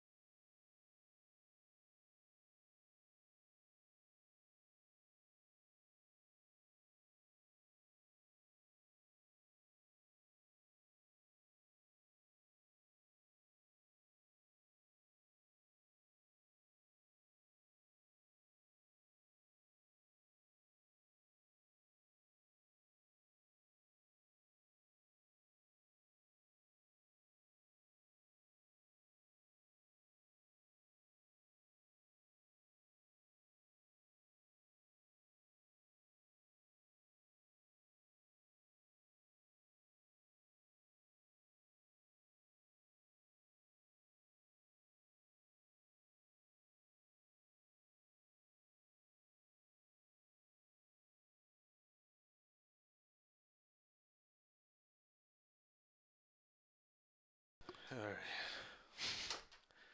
It's like trying to debate with a cat, like what the hell's going on? This is... Alright, you comfy now? You can lay down? I'm sure you'll harass me with meows soon. Oh, big guy. It's the journey, not the destination.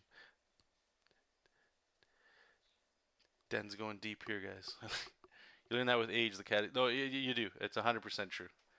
I don't think you can comprehend it when you're younger. For better or for worse, right? Speaking of comics, Marvel reacquired Conan. Not sure if that's a good thing or not, since I hate Dark Horse run and Marvel's recent comics not been so great. Yeah, I heard about that too. Big stinky cat, huh? Okay, actually, you know what we're gonna do here? I'm gonna play this in the background. I'm gonna turn it up. I'll post the link here as well, because like I say, I always like listening to this. Jordan Peterson on Life. You might not agree with it. That's cool too. I'm not trying to convince anybody of anything, but if it does help you, it helps you, right? Copy link address. I'll post it in chat. Oh, he already owns the show. Don't you worry about that. And I'm gonna put it here in. What the hell are you doing? Put it here, and then I will turn up the volume so you guys can hear it too. Okay. It is the reason I'm saying this is just to give you guys, some of you, not for everybody, but it's something to think about. I've thought about it, and I don't want to be exceptional. I've already committed to that. Okay. Because I like the other side of it. Okay. But anyway, just something for you guys to listen to.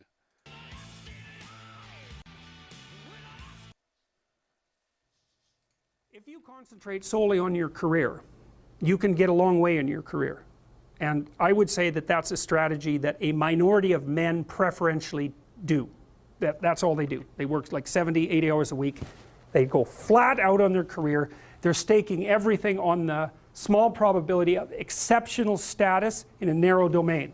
But it's hard on them. They don't have a life. It's very difficult for them to have a family. They don't know how to take any leisure activity, like they get very one-dimensional. Now, it may be that that unidimensionality is the price you have to pay to be exceptional at one thing, right? Because if you're going to be something like a genius level mathematician and you want to do that for, or a scientist say, it's like you're in your lab all the time, you're working 70 hours a week or 80 hours a week, you're smart, you're dedicated, you're unidimensional, and that's how you get to beat all the other people who are doing that. It's the only way. But the problem is you don't get a life. Now, if you love being a scientist and you have that kind of focus of mind, well, first of all, you're a rare person, and second, you're going to pay for it. But fine, more power to you. But it's a risky business to do that. You sacrifice a lot for it. You know, and I would say most often, if you're speaking about having a healthy life, that isn't what you do. You spread yourself out more. So, you know, you have a family, you have some things that you do outside of work that are meaningful to you and useful. You have a network of friends. Well, those 3 things alone, or 4 things alone, are plenty to keep you well oriented. And then if one of those things collapses, you know, everything doesn't go. Now, the price you pay for that is the more you strive to optimize that balance, the less likely you are to be fantastically successful at any single one of them. But you might have a very, you know, if you consider your life as a whole, that might be a winning strategy. One of the things Carl Jung said, I really liked this. He thought that men went after perfection and women went after wholeness. So they're different value, they're different, there's something different at the top of the value hierarchy. So perfection would be stake it all on one thing and look for radical success. Not that all men do that, because they don't, but we're talking about extremes, at least with regards to the men that do that. The wholeness idea is more like, well,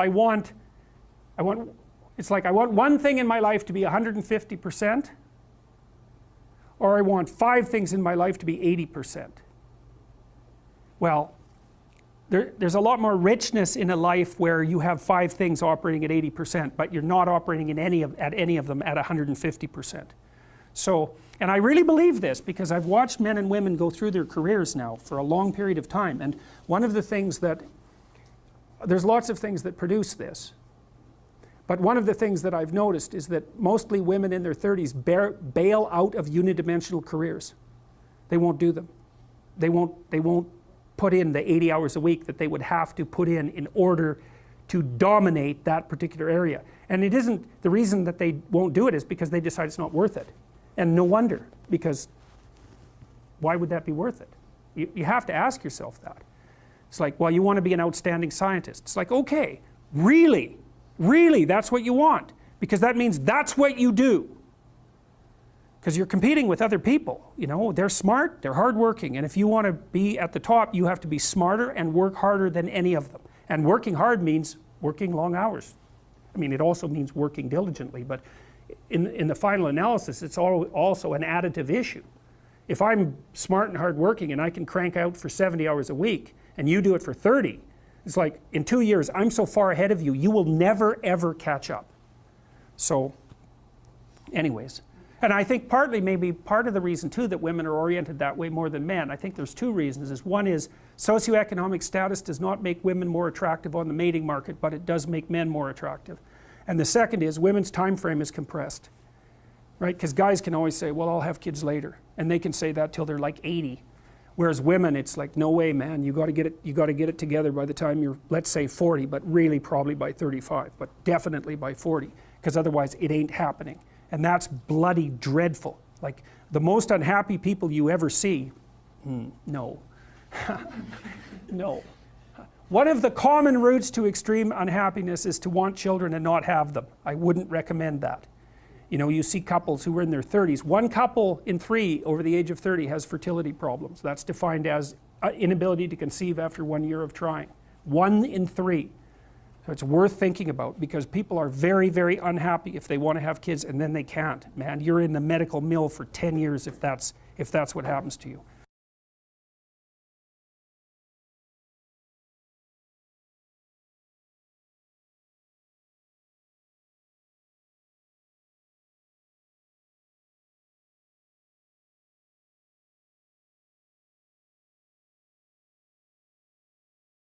if you put in the 80 hours a week, partly maybe part of the reason too that women are oriented that way, hardworking, and I can crank out for 70 hours a week and you do it for 30. It's like, in 2 years, I'm so far ahead of you, you will never ever catch up. So, anyways. And I think partly maybe part of the reason too that women are oriented that way more than men, I think there's two reasons. One is socioeconomic status does not make women more attractive on the mating market, but it does make men more attractive. And the second is women's time frame is compressed. Right? Because guys can always say, well, I'll have kids later. And they can say that till they're like 80. Whereas women, it's like, no way, man, you got to get it together by the time you're, let's say 40, but really probably by 35, but definitely by 40, because otherwise it ain't happening. And that's bloody dreadful. Like the most unhappy people you ever see, no. No.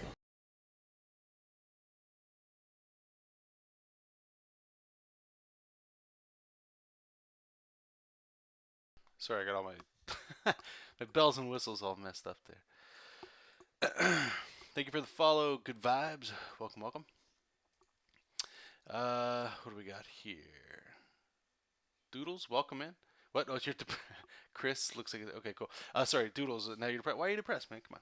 It's just real talk, right? Anyway, that's the one video that one of the videos I heard, and I almost play it like every stream, because this sort of people not talking about not having the energy when they come home from work and all this sort of thing. Like I think it's relatable almost every day, or not every day, but whenever I'm streaming. So that's why I play it,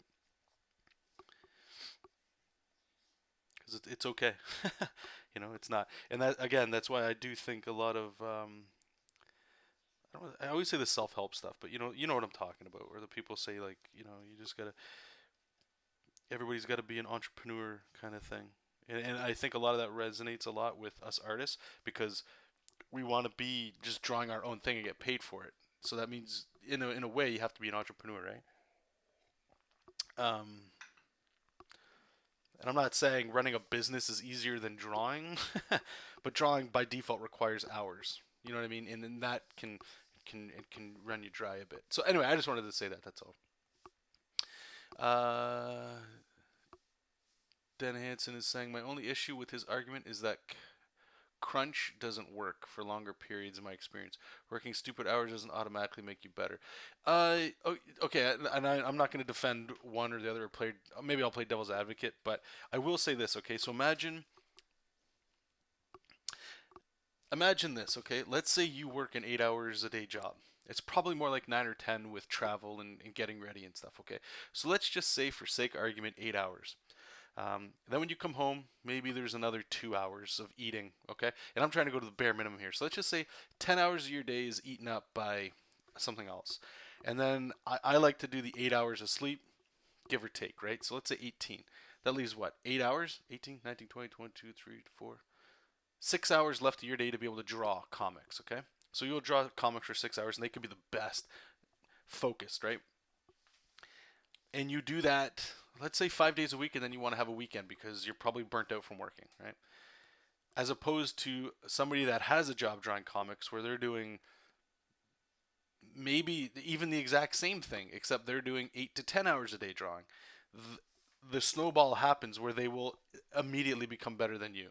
It just will happen, because you know those problems we get when we're drawing and we're like, fuck, how do I draw a hand? Well, they're solving those things a lot more than you get the chance to. But that's like in the lowest case, right? And the reality is it's more like 8 to 16 hours a day of just drawing. And most of us, that you don't have that option. You're making money somewhere else. And that's why, again, with what you're saying, I get, and I'm not going to say you're wrong. Everybody's entitled to their opinion. But in case it wasn't clear, the way that I look at it, and I have seen it to be true, at least in my experience with other artists that I've been around, where I'm like, hey, so what have you been working on lately? And they've just kind of been noodling around. They haven't worked on a project, or they haven't done any kind of like study. And you can see the other people that are actually doing it, and you can see them growing. So it is something to think about, and definitely something to consider.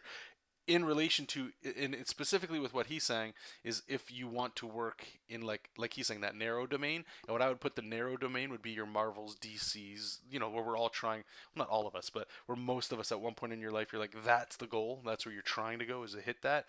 That's like the elite, because they're getting paid to do comics. Doesn't mean that they're like the best in the world. in some ways they arguably could be, but in the sake of this conversation, it's they've only got how many comics that do they produce, and you have to jump on that book. That means they only can fit so many artists in regular employment for the comics, right? So those people are already doing full-time work drawing comics, plus, you know, and then like even in their spare time they're doing commissions and stuff. They're just cranking it out. That's what I'm saying, right? Whereas most of us, if you've got a job, if you have a job at all anywhere else, you're immediately at a disadvantage to those that are drawing all day. That doesn't mean you can't make the switch. You know, you can't join these people or anything, but what it means, and this is just what I take from it, what it means is that in order to get there, you got to start working a lot harder than you currently are. Like you have to be absorbed in it, and once you're absorbed in it, once you get the job, then you could kind of dial it back a bit, but you can't dial it back so much because, and I do think a lot of people don't take this into consideration, and I was told this many years ago, and then I sort of processed it a little bit different. I'm not a big fan of competition. I'd rather work with everybody, but in this field, right, the entire job is competition. You're working, let's say you're working on Daredevil. There's probably more than one Daredevil comic out there, but there's one main Daredevil comic, right? In so many ways, you're competing with your other Daredevil artists to sell the most books and make the most editors happy and cause little grief and always hit deadlines, right? You're in constant competition with these people, for better or for worse. And just remember, all of us that are trying to get a job in these places, those resumes and applications never stop. They never stop. So even when you have the job, you're still competing with daily resumes coming in. And I'm not trying to say all this to do the fear thing. I'm just trying to do like this is real, right? Like you just have to imagine who you are. There's a lot of people out there that are trying to do the same thing, and that's never going to stop. So you always have to keep getting better, keep getting better, keep getting better. It never stops. The cycle doesn't end. And that's sort of what I'm getting from there. And again, there's nothing wrong with that. There's some honor in that too, right? I don't think that's repulsive, right? Because there are people that like to work a lot, and that's great. I just don't think, if you're taking this stuff casually right now, you either got to have a pretty big attitude shift, or you got to look at doing something else. And you could just be doing comics on your own, like your own stuff, right?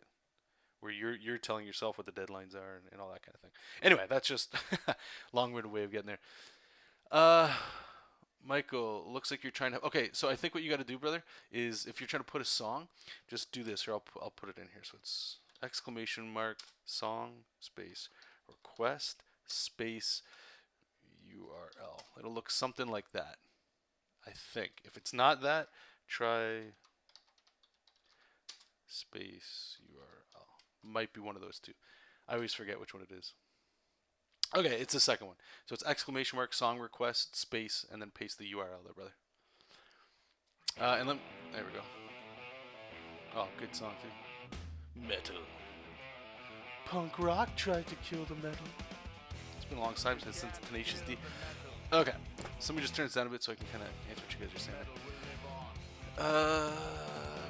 Chris, John's trying to brainwash us all into having kids at 80 years old. If you want kids, what he's saying, right? Like, yeah.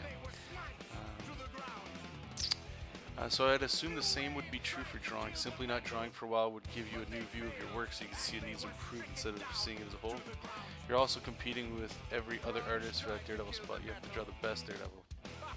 Also, I know this guy is supposed to be halting something with his hand, but it looks like he's admiring how nice his nails are. He's like, these are the best nails ever. Since last year, my attitude and habits have changed. Ever since we had our one-on-one talk, my drawing has improved 3 times. Oh, awesome, dude. Happy for you, man. See, everybody grows. And that's the thing, the more you draw, you know, you'll always hear people say stuff like, how do I get better? It isn't like you're saying, too. It's not just like putting the hours. Like if you're smart about what you're putting in as well, like that definitely does help.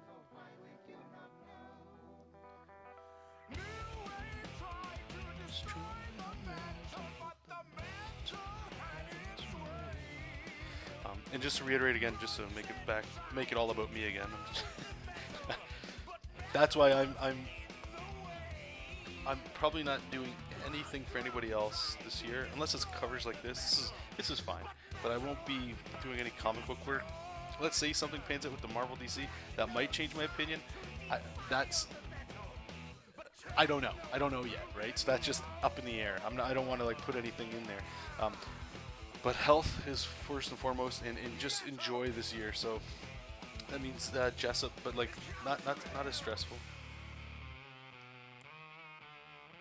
Because like what Peterson was saying there, like I agree fundamentally with myself, which is because I've lived that life for a very long time. Of, you just shut everybody else out because it's all about work, and it feels right? Like I know that's the cost, and I've known that forever. You got to work. You got to show people that you can do what you're doing, and there's nothing wrong with that. And maybe it's just that the fruits of that tree haven't blossomed, and that's what's causing my reaction to this stuff, which could be true. Or it's just like kind of like he was saying, like how most women, how they end up realizing like, what's the point? Is this all that life is? Because you guys know, and actually I'd like to talk about board games too, if you guys want to talk about that, because I have to record an episode of Scribble Chat. I've just been putting it off, talking a little bit more about solo games, solo board games. Really fun stuff.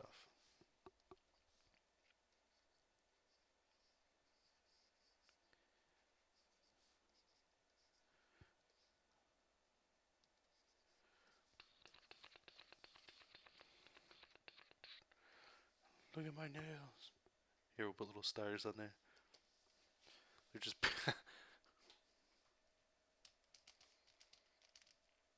Manga, how's it going? Welcome. Good vibes. Hey, Jonathan, so you have... Sorry.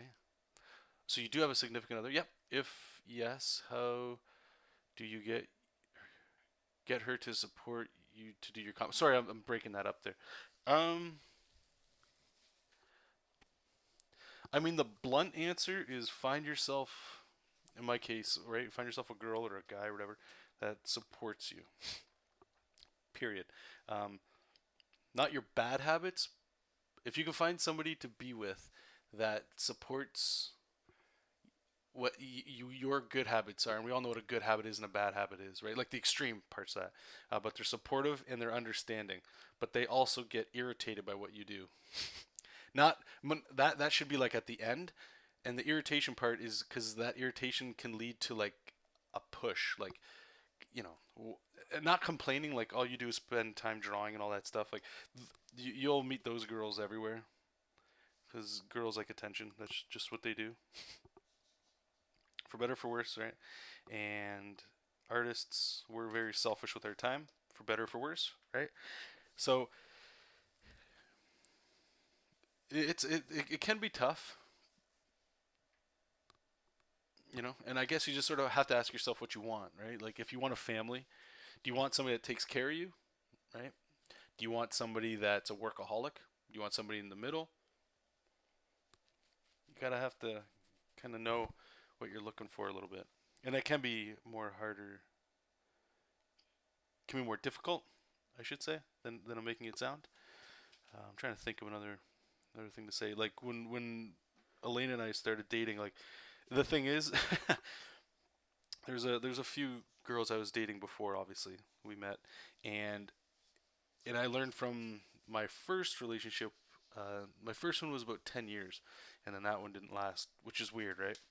We weren't married or anything, but I learned from that this was in my heavy drawing phases, right? So I was drawing like nonstop. And I still have my friend circle is like I could probably count them on one hand. It's very short because they've all moved on to people that want to be in friendships, right?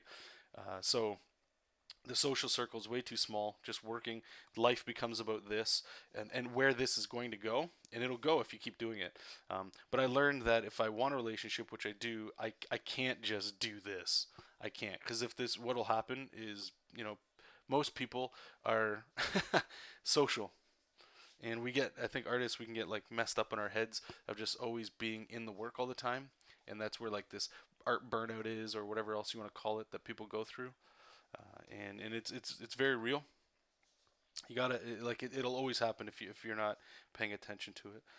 So anyway, all that was to say is when I started, looking for another relationship to be in, I always told the women that, they would always be interested in, like, oh, what do you mean you do comics? I would tell them I work at like my retail store and all that stuff. Um, but when I'm done that, like my goal is to work for like a Marvel, DC, or do artwork full time kind of thing. And that's always interesting. Everybody will find that interesting because they don't understand it, right? But very quickly, and I try to say it right off the top, is that I just want you to know that like I work a lot, and it's not that I don't, that I don't want to be around you or anything like that. It's just it's a lot of work. That's the cost. And most people they'll be like, yeah, no, that's okay, I understand, until it happens, and then that's when the friction starts. And I can't really give you like these are the steps to follow. But if you want a relationship, no matter what, you're gonna have to find somebody that it's not just that they understand, but you've got to put something. You got to take time to put stuff into the relationship. Because if you think about it, a lot of artists we're like very very selfish. Right?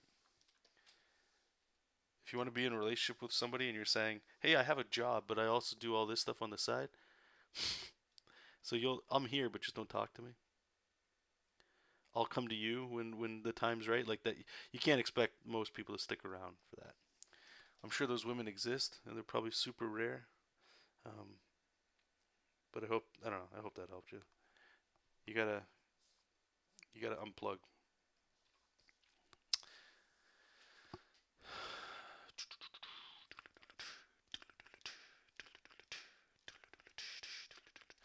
At Nightbot, here going. So I can't use periods or exclamation marks or anything like that. Are those considered symbols? I think those are symbols. Yeah, I don't know what you were trying to post there, Michael. I am just not used to playing any board games alone. How do you entertain yourself? Do you visualize? Oh, no, yeah, I could understand why people wouldn't like it. So, actually, here, you know what? I'll show you guys this. So I used to play Magic the Gathering, but I stopped because it was just becoming not necessarily so expensive money wise, which was true. But like I don't like going to these tournaments and losing. It just doesn't seem like fun, especially when you're paying for it. So in order to counter that, you have to watch videos of people playing, understand the deck you're playing, combos, what everybody else could be playing. So, like it requires time. And remember, again, I just want to reiterate that this was my life, this stuff, right? So that meant I had to take time from this. So it wasn't like my brain was just like, "What are you doing? You're wasting your time," and I couldn't enjoy the fun. So I had to pull away, but I enjoy it. It's one of my favorite games. Like Dungeons and Dragons and Magic the Gathering are like the two greatest games I've ever played. So I started looking around, and I'm like, I've always heard of like deck building games, which are very similar to Magic. And let me just get this one here, Board Game Geek. So I was looking around, and I don't know how I came across this, but I was wondering. I'm like, can you play these games like single player, like me versus somebody? Or just me versus a thing. And there wasn't a lot that came up, but Legendary was the first one that did. No, I'll just bring it over here to show you guys because it's a comic book thing and it made a lot of sense. Let me go over here. Okay, so this one right here, I highly recommend it, you guys. It's called Legendary, a Marvel deck building game. And I'll just click here just to show you kind of an idea. And there's a lot of expansions, so there's different characters and all that kind of thing. And like I enjoy comic books, right? So the idea of this game. Let me just make sure it's on the screen here, because you guys might dig it, right? Is you pick 5 heroes, and the base game comes with like quite a bit of them, and you get like little packs, like it might be like 15 or 16 cards of Wolverine, of Spider-Man, of Hawkeye. So you pick your characters. It could be the Avengers, whatever. You get 5 of them. You shuffle them all up, and they go into your hero deck. And then what you do is you pick a mastermind. So mastermind could be Loki, Magneto, Doctor Doom, Red Skull. I think Magneto. Did I say Magneto? I'm missing somebody, I think. Or maybe it's just the 4. Either way, so you pick one. And the mastermind usually has like henchmen, like the guys that go after him. So if you pick Doctor Doom, his henchmen are the Doombots. So you get them, and you pick 2 other villain groups. It could be the Brotherhood of Evil Mutants. It could be the Hand. It could be... Who else is in there? Asgard bad guys. Those kinds of things. You shuffle them all up. and you put them in the villain deck. Now that's basically it. So it's your heroes versus your bad guy. But what makes this game really cool is up here at the top. I don't know if it's showing up here. Let me just. Sorry, it's hard for me. Yeah, up at the top, there's these things right here, which is a scheme, and it's like your rules for the game, your extra rules. So this one could be like robbing a bank, or it could be opening portals to a dark dimension. So it's a race against the clock to defeat the mastermind before he gets away with his scheme. And what you're doing is each turn you're drawing a card from your villain deck, and you can see you get the sewers, and then the next, just say another bad guy comes up, and they keep getting pushed until they're out of the city and they escape, and then there's punishments for that. But what you're doing is every turn is you're buying these heroes and adding them to your deck. So this is where it's like the Magic the Gathering kind of feel, where you're adding these cards and you're making your deck as you go. Now what's cool is for solo, so you can play by yourself, is you can pretend you've got two different hands. So you're taking 2 turns. So it's almost like 2-player, but you're playing by yourself. So what you're looking for, and this is where I started finding out about this, is you're looking for co-op games. Because if it's a co-op game, that means you could play by yourself pretending to be 2 people, like 2 hands. And it's not like, you know what I mean? And it's super fun. And the replayability on this alone it's through the roof. So this got me into the whole thing. And there's been a whole bunch of other games from this, like role-playing games and even smaller little games like that. And what I like about this is it gets me away from the computer. You know, I'm there all day at work and right now drawing on this stuff, and it's got the tactile. It's just that. And plus, sometimes every now and then, like my girlfriend will want to play, and you can play with somebody, you know what I mean, or whatever. And I know board games are kind of coming back a little bit, but they're also one of those things where it requires like a social experience to get there and whatever. But I highly recommend checking this game out. You guys might dig it. It's superheroes. It's what got me into where I'm at right now with this stuff. So give that a shot. Elena, your girlfriend? No. She's Italian and French. Alena. Alaina. Yeah, no problem. Good vibes. Keeman, I learned my lesson why I can't see the girl that I was previously talking to. I was prioritizing my time well enough between her and my work. Well, if you're prioritizing your work between her and your work, and she still wanted more time, that's where you got to make that call, right? Like, you still got to be you. But if you want a relationship with her, right, it required time. And if you want to give up time, then she's not the one. You got to find somebody else. That's all. And it sounds like that's kind of like what you were doing anyway.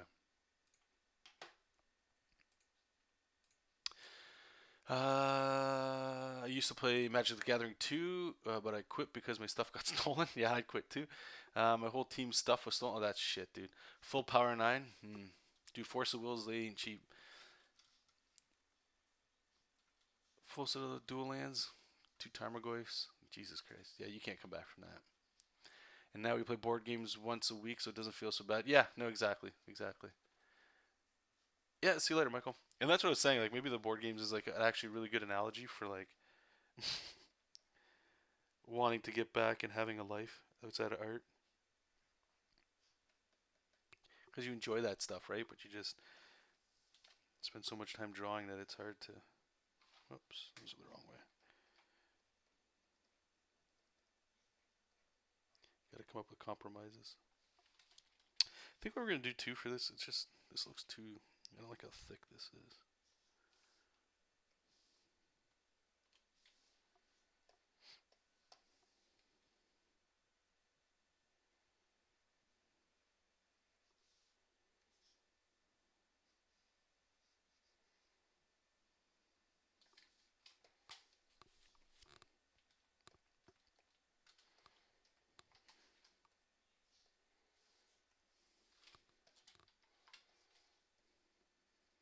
And just to talk about that time in the relationship again, I I'm a firm believer that I may have already said this, but in case I didn't, is that a lot of the people you'll see, they understand that usually guys work a lot, right?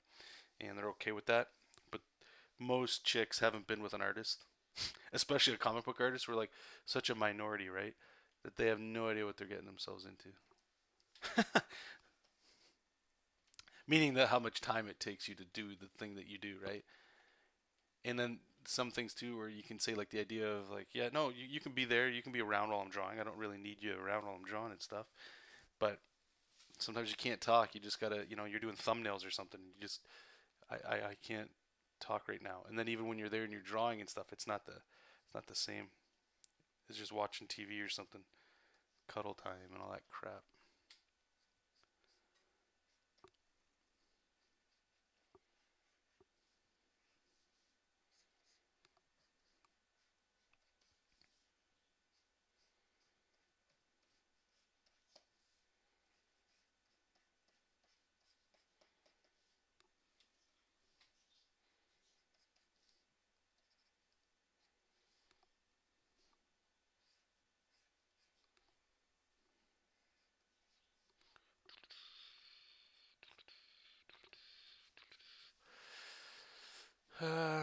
I've actually been working on a bit of a design myself, but I want to take it to digital because I think there is a bigger market for video games and board games, and the cost of entry is free as opposed to cost of chopping down an entire floor.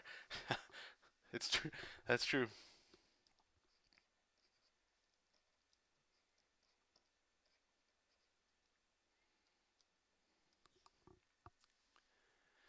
Jordan Peterson also says that the secret to relationships in terms of how workaholics can make a relationship work is if you find someone who's equally consensuous, okay, as you, as in someone who's also a workaholic, so you can both appreciate the time. Yeah, that's a good point. Yep. The trick, though, is deciding if you want to be a workaholic, right? So if you enjoy drawing, all that cool stuff, when I say drawing, I do mean, or whatever that means. If you want to go full time with it or whatever, right?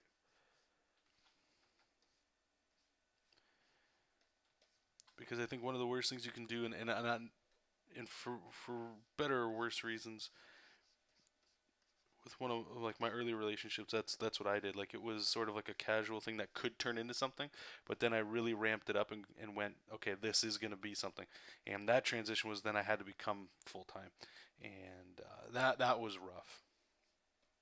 And I could imagine if I was, I actually was seeing an artist once, and I thought it was cool because I was like, awesome, somebody that understands. But she was a painter, and I found myself, interestingly enough, like I was just hammering my deadlines. I was like, man, it was one of those ones where I was in just a flow. It's like, this is great. Um, and then I wanted to hang out with her and stuff, but she was always working on her art stuff, and it felt like I got a taste of my own medicine, which is great because hopefully, anyway, I don't know, I can't speak for Elena anyway in this case, but I can appreciate and understand it a little bit more of the feeling of somebody else always making time for something else. That's not just it's not just about you stuff. And I don't think that's a right or wrong thing. You got to know who you are. Some people don't want a relationship, right? Or they do, but they just want like the minimal requirements of a relationship. They just want somebody there when they need somebody. That's it. And there's nothing wrong with that. You just gotta find somebody that thinks the same. That can be tricky. Also, finding someone going to the same direction as you so your time could work better, that seems like a great position to be in. Yeah, but it could also be on the other side too, is like, what if you get success and they don't, or they get success and you don't, and now you know what I mean? Like it puts you in different spheres, I suppose. I don't know. I've never been in that situation, so I don't know. I do talk to one guy on Facebook. I won't say his name, but he's in comics, and his lady, I think she just went freelance. And now that I think he was saying it's awesome. I think it's always great, right? Because like then you guys are always together at home and stuff. But it's sort of like that old adage that you always hear people say, right? Where it's like, don't mix business with home, or don't work with family and stuff like that. Even though you guys aren't working together, you guys are in the same environment all the time. I believe, and maybe this is just an artist thing, but it is healthy to always have like away time, like just you. So when people work, it's good because it gives you like away time. You can just be you. You can go do something for yourself as opposed to always being around the other person. But again, that might just be something I like, not something that like everybody needs. But I will say there has been a couple of people that I have talked to where they're like, their significant others are just like, you need to stop this shit because it's garbage. You're not getting anywhere. You're just wasting time and not supportive at all. And they could be married to this person, and that's shit. You don't want to be in that spot. If you're in that spot, I've got utmost sympathy for you. Not because I think you're like stuck in a situation, but like, that's got to be really tough.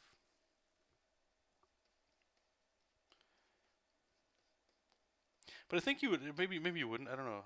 I would imagine you would know if you're with somebody like a woman in this case, that in something like that they want stability, which I think is just a woman thing anyway, right? Like they want, I'll just say, a nest for the worst possible thing. But the idea of comfort and stuff and family and all that, all that good stuff. There's nothing wrong with that. So when you're busy drawing stupid superheroes all the time, trying to get somebody to notice your work, it can get frustrating. Where it's like how much longer do you have to keep waiting for the slight possibility that you might make it somewhere? You know what I mean? I don't know. It's always interesting to talk about. At least I find it interesting to talk about.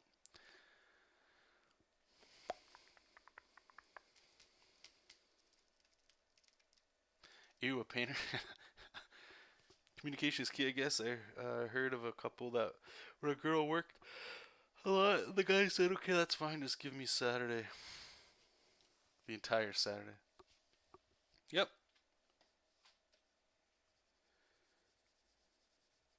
Communication's the number one thing, 100%. You don't like something, you got to talk about it. If you don't, you're just screwing yourself.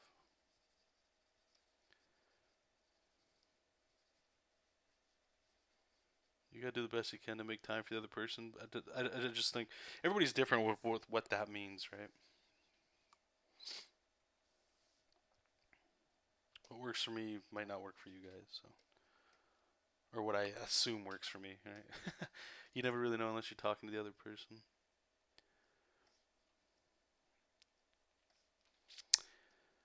This cover's taking a lot longer than I thought it would. Jesus.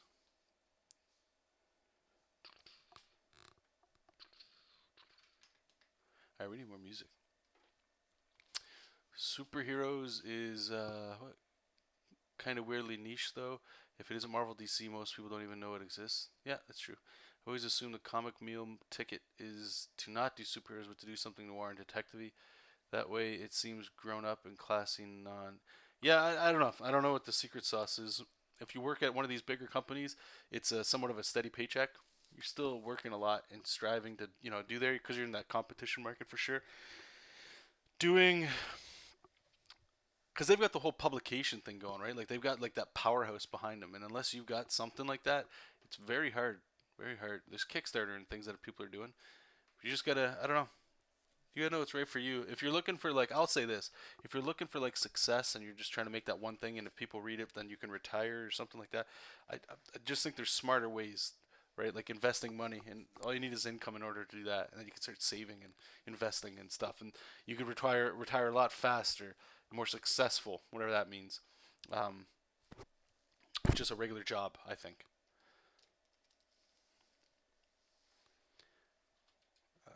What would be a good song?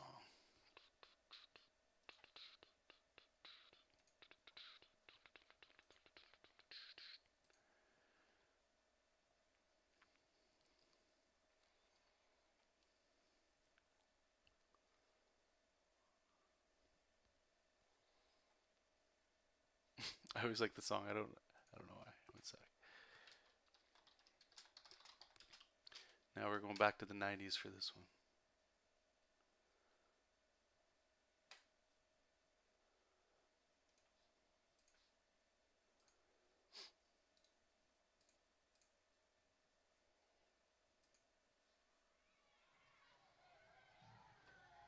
You can't really do a web comic because most web comics are so bad most people don't even look for those. I mean, unless you're drawing weird furry porn or something. Yeah, it's true. And right, that is why you'll always hear artists say, "Don't get into comics for the money or the fame." Right? You gotta love it.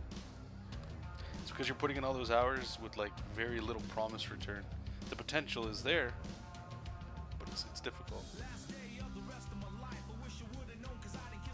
And again, I think it's okay to be first or second, third, fourth.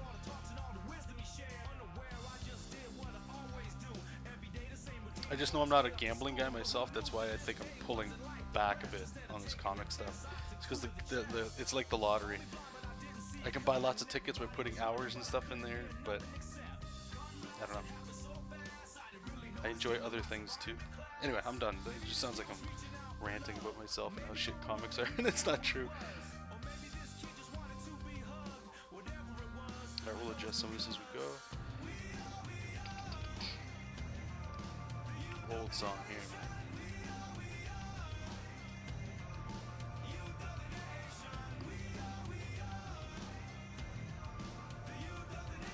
let's do this. Let's put this here.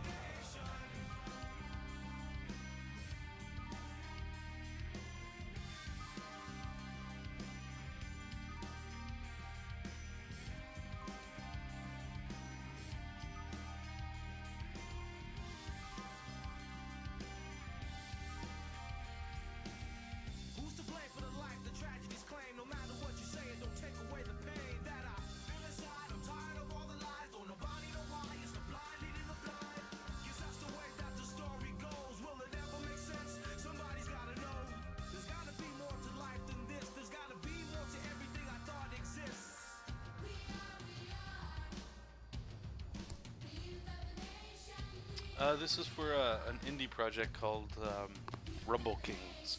Rumble Kings. I feel like I stuttered the hell out of that. That'll be on Kickstarter, I think. March, maybe February.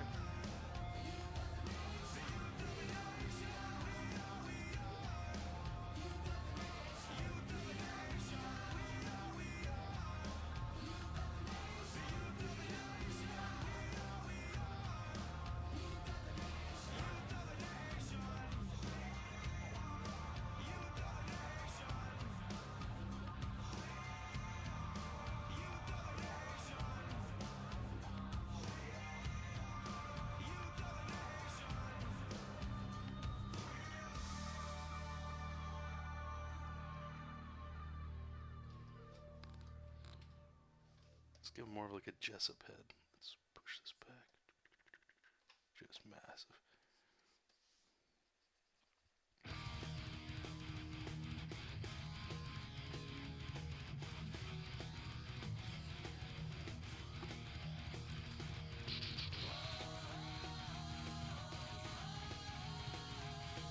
I like where the song's going already.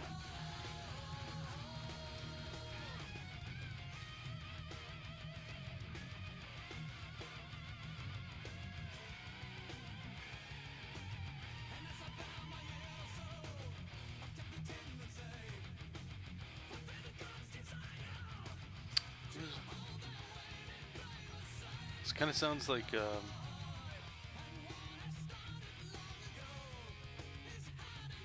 what the hell is that band name?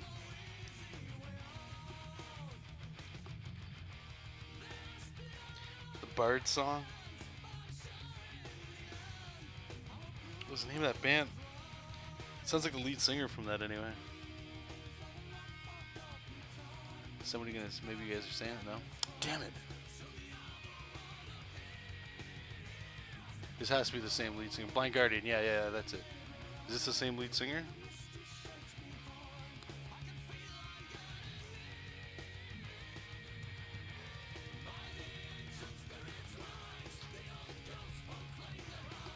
Same singer? Okay, cool. I remember back in high school when I used to just hang out at the card shop all the time. The card comic book store. This guy, he introduced me to Blind Guardian. It was like Lord of the Rings music. I was like, this is fucking awesome.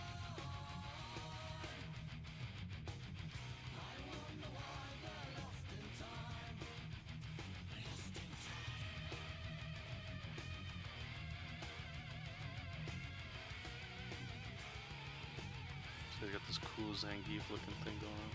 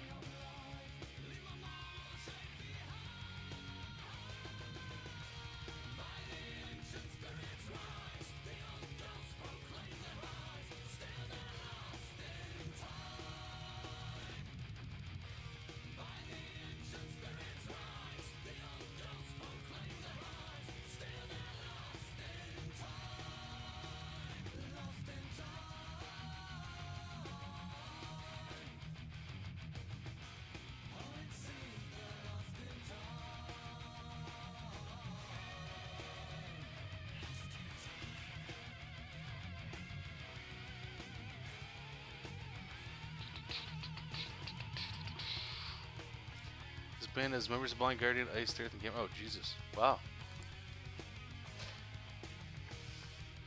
Because I haven't listened to like very many Blind Guardian songs in a long while. Voltron, yeah, no way, like one of those big hands. Tiger hands.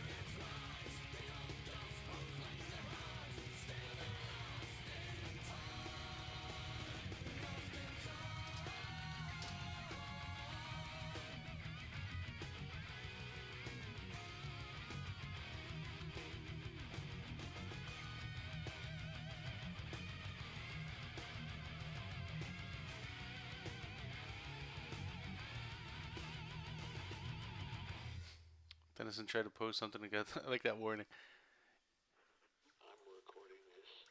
Maybe you're putting it in wrong. It's like this, buddy.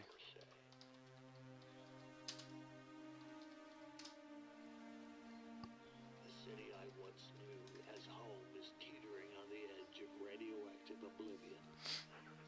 A 300,000-degree baptism by nuclear fire. I'm not sorry. We had it coming. A surge of white-hot atonement will be our wake-up call. Hope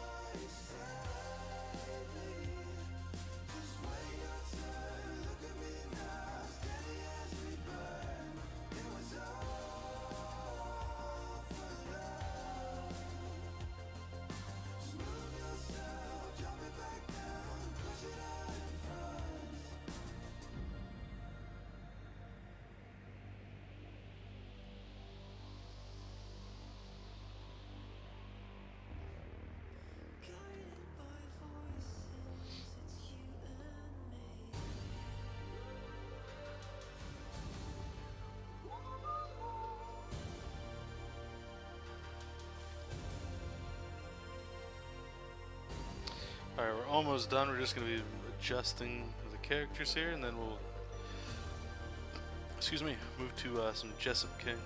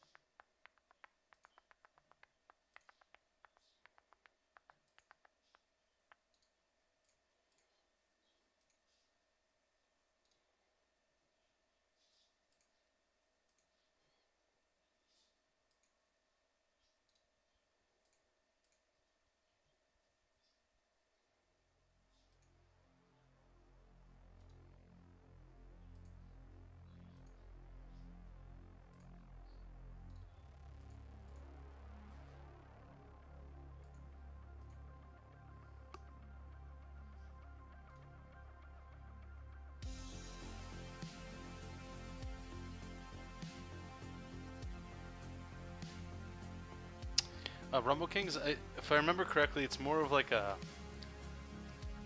90s X-Men Mad Max style comic.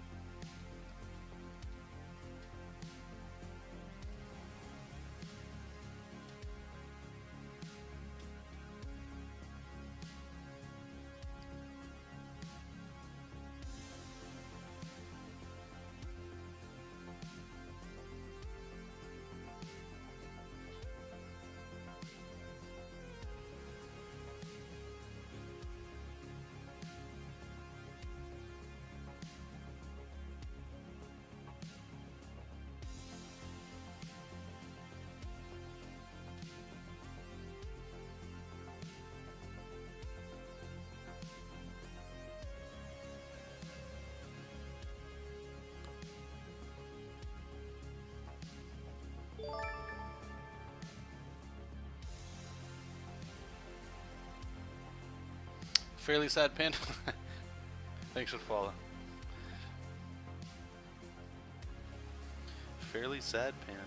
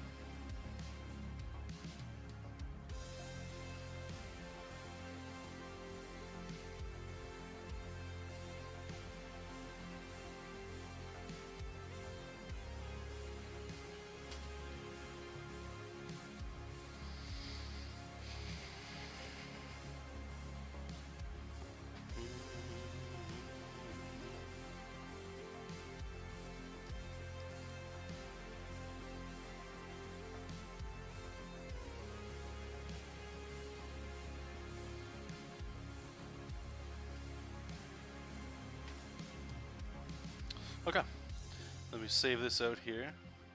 I'm just gonna send out a quick email, and then we'll do some JESOP here. File export.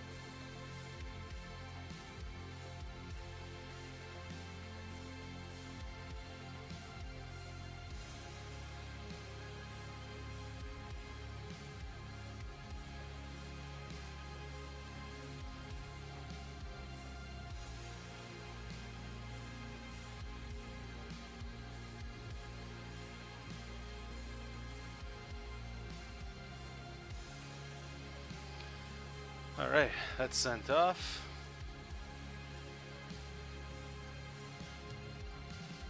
Gotta just back it up. Put on the second hard drive. Almost done.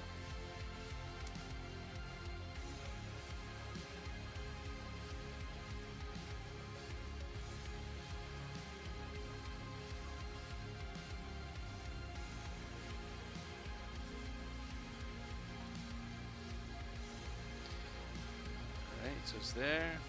Alright, so just so you guys know what the hell I'm doing, for those that care, highly recommend you guys back up everywhere you can, whatever you're doing. So I'm just backing this up on the second hard drive, and then now I'm just uploading it on drive. In case something happens here, you know, the work's already done.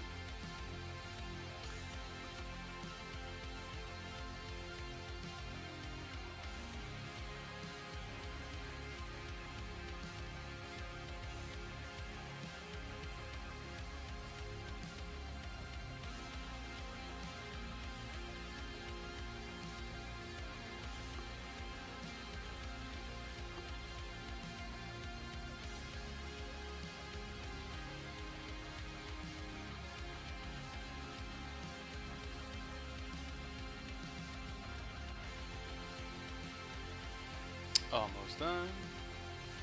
Backups for clever pre.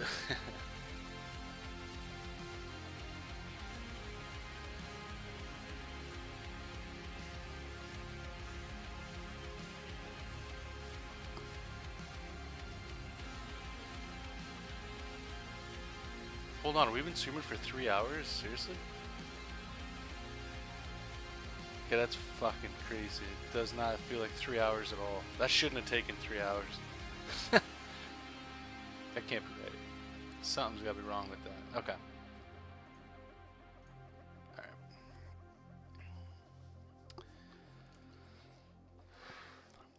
Let's get to the good stuff. Okay, so work is done for today. That's playtime.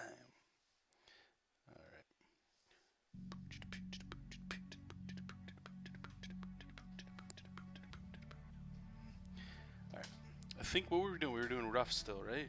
1, 2, yeah, we're doing the roughs for page 3. Here, let's open them all up so we can see where we were at. So JESOP's got blood on his face. He's fighting these monsters and just messing these dudes up. Then we get the nice establishing shot.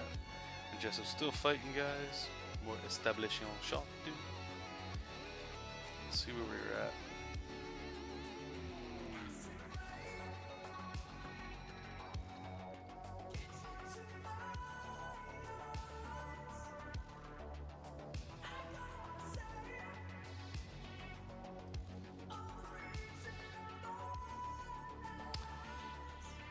Stream is the problem.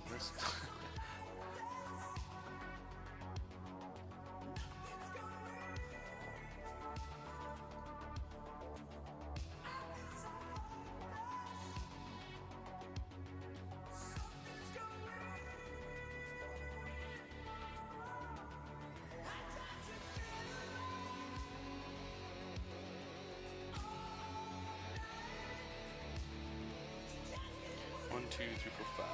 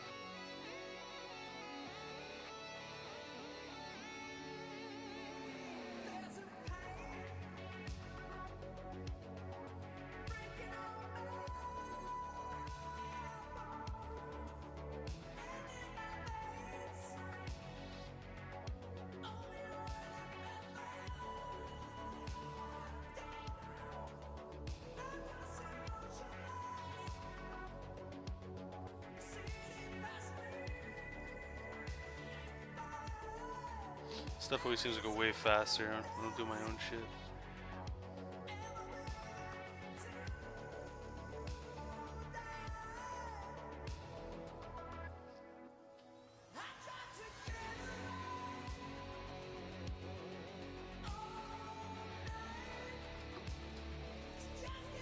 Thanks, man. Thank you, thank you. So fuck, let's use real words here. I asked a question on Patreon. Let me just check it out right now. So I was asking the people over there what kind of Jessup King content they want, because I post all the in progress stuff over there. I think it's open to you guys as well.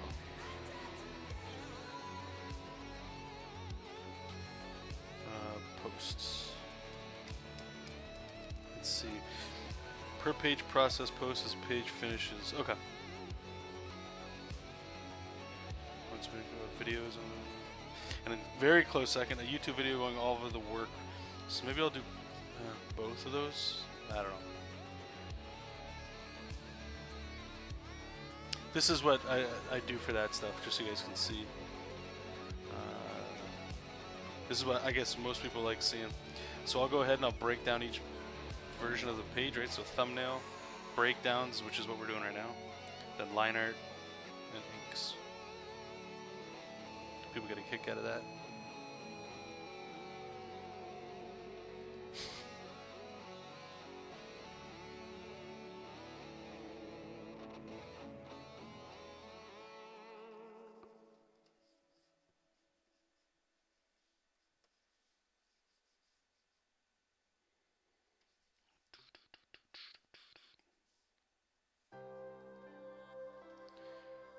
Alright, so we got a big old ripped arm here. Let's add...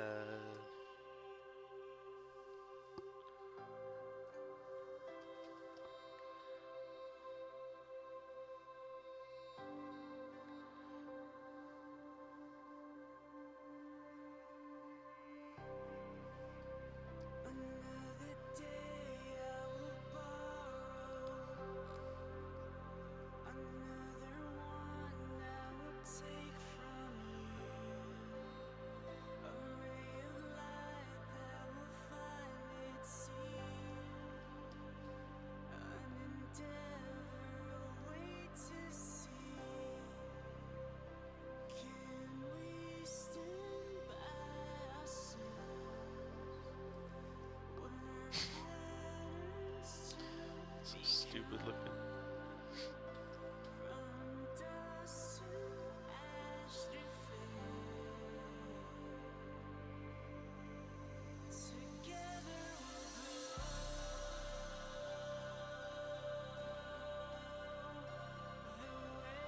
Punching through their mouth, that's pretty good word.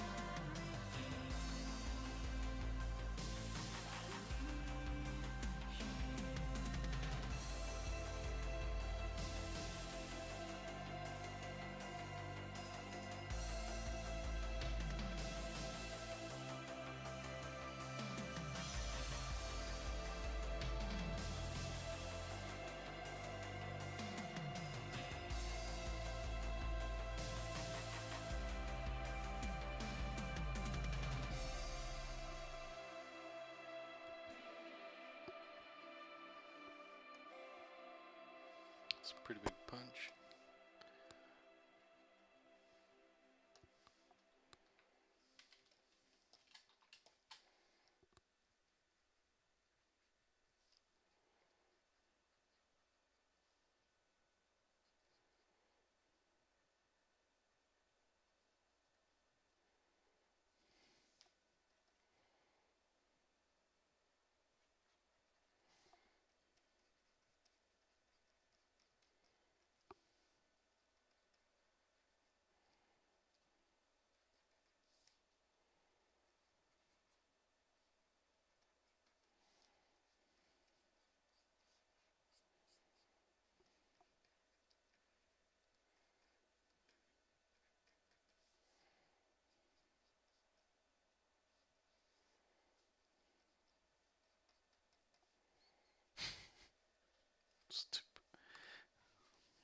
It's like get his face all pushed in.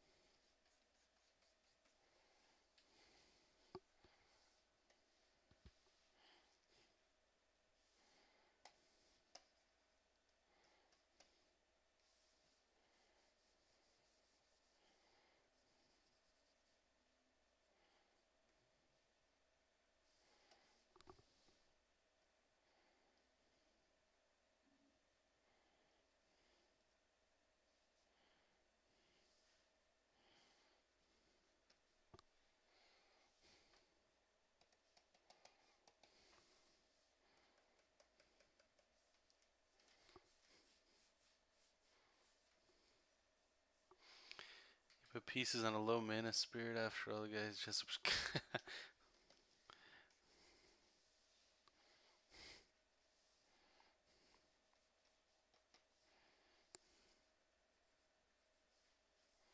Let's get rid of that.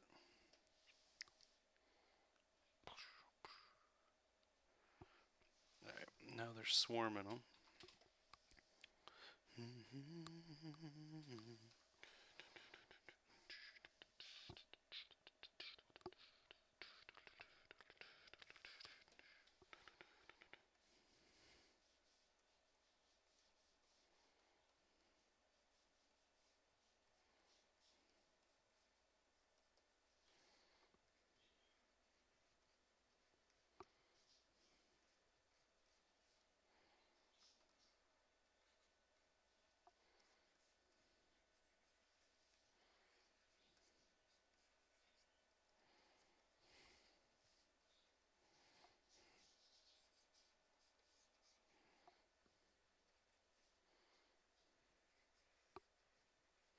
Give him a rear choke.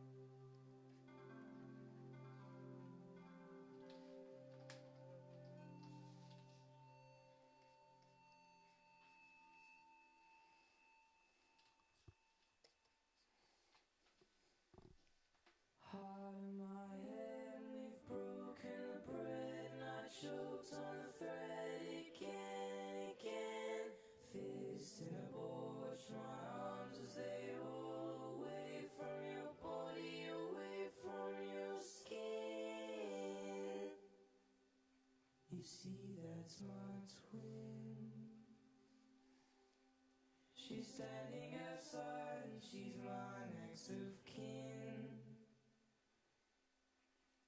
If only you knew what resided within.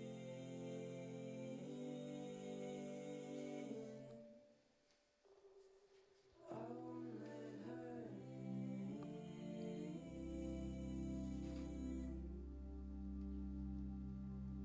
That would be careless and crass. A chip on my chin.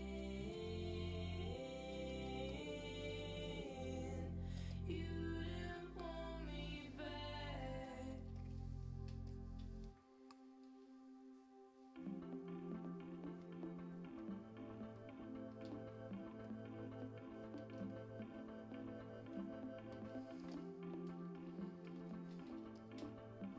We're just cruising through this.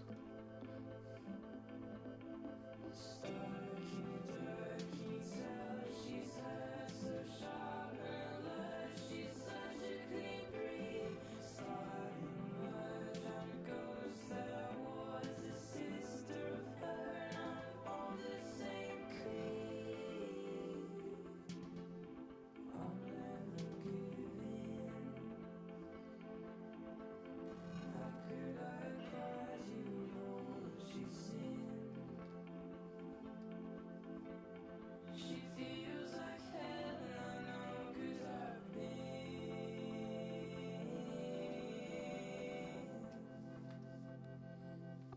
I won't let her in.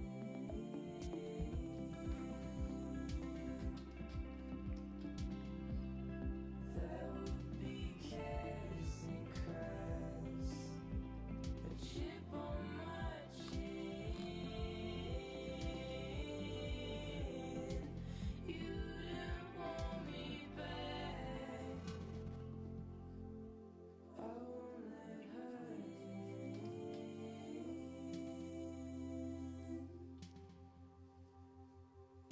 That would be careless and crass. A chip on my chin. You didn't want me back.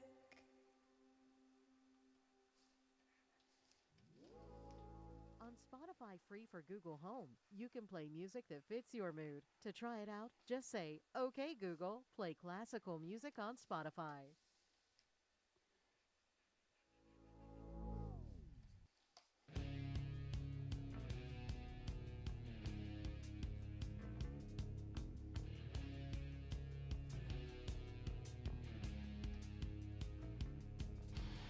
You stay all in one piece when broken. Counting marks and your words soft spoken. Driving far from the path of destruction. Coming ever so close. Okay, well, I'm gonna wrap this up, you guys. The stream went a little bit longer than I thought it would. Not that that's a bad thing at all. It's a good thing.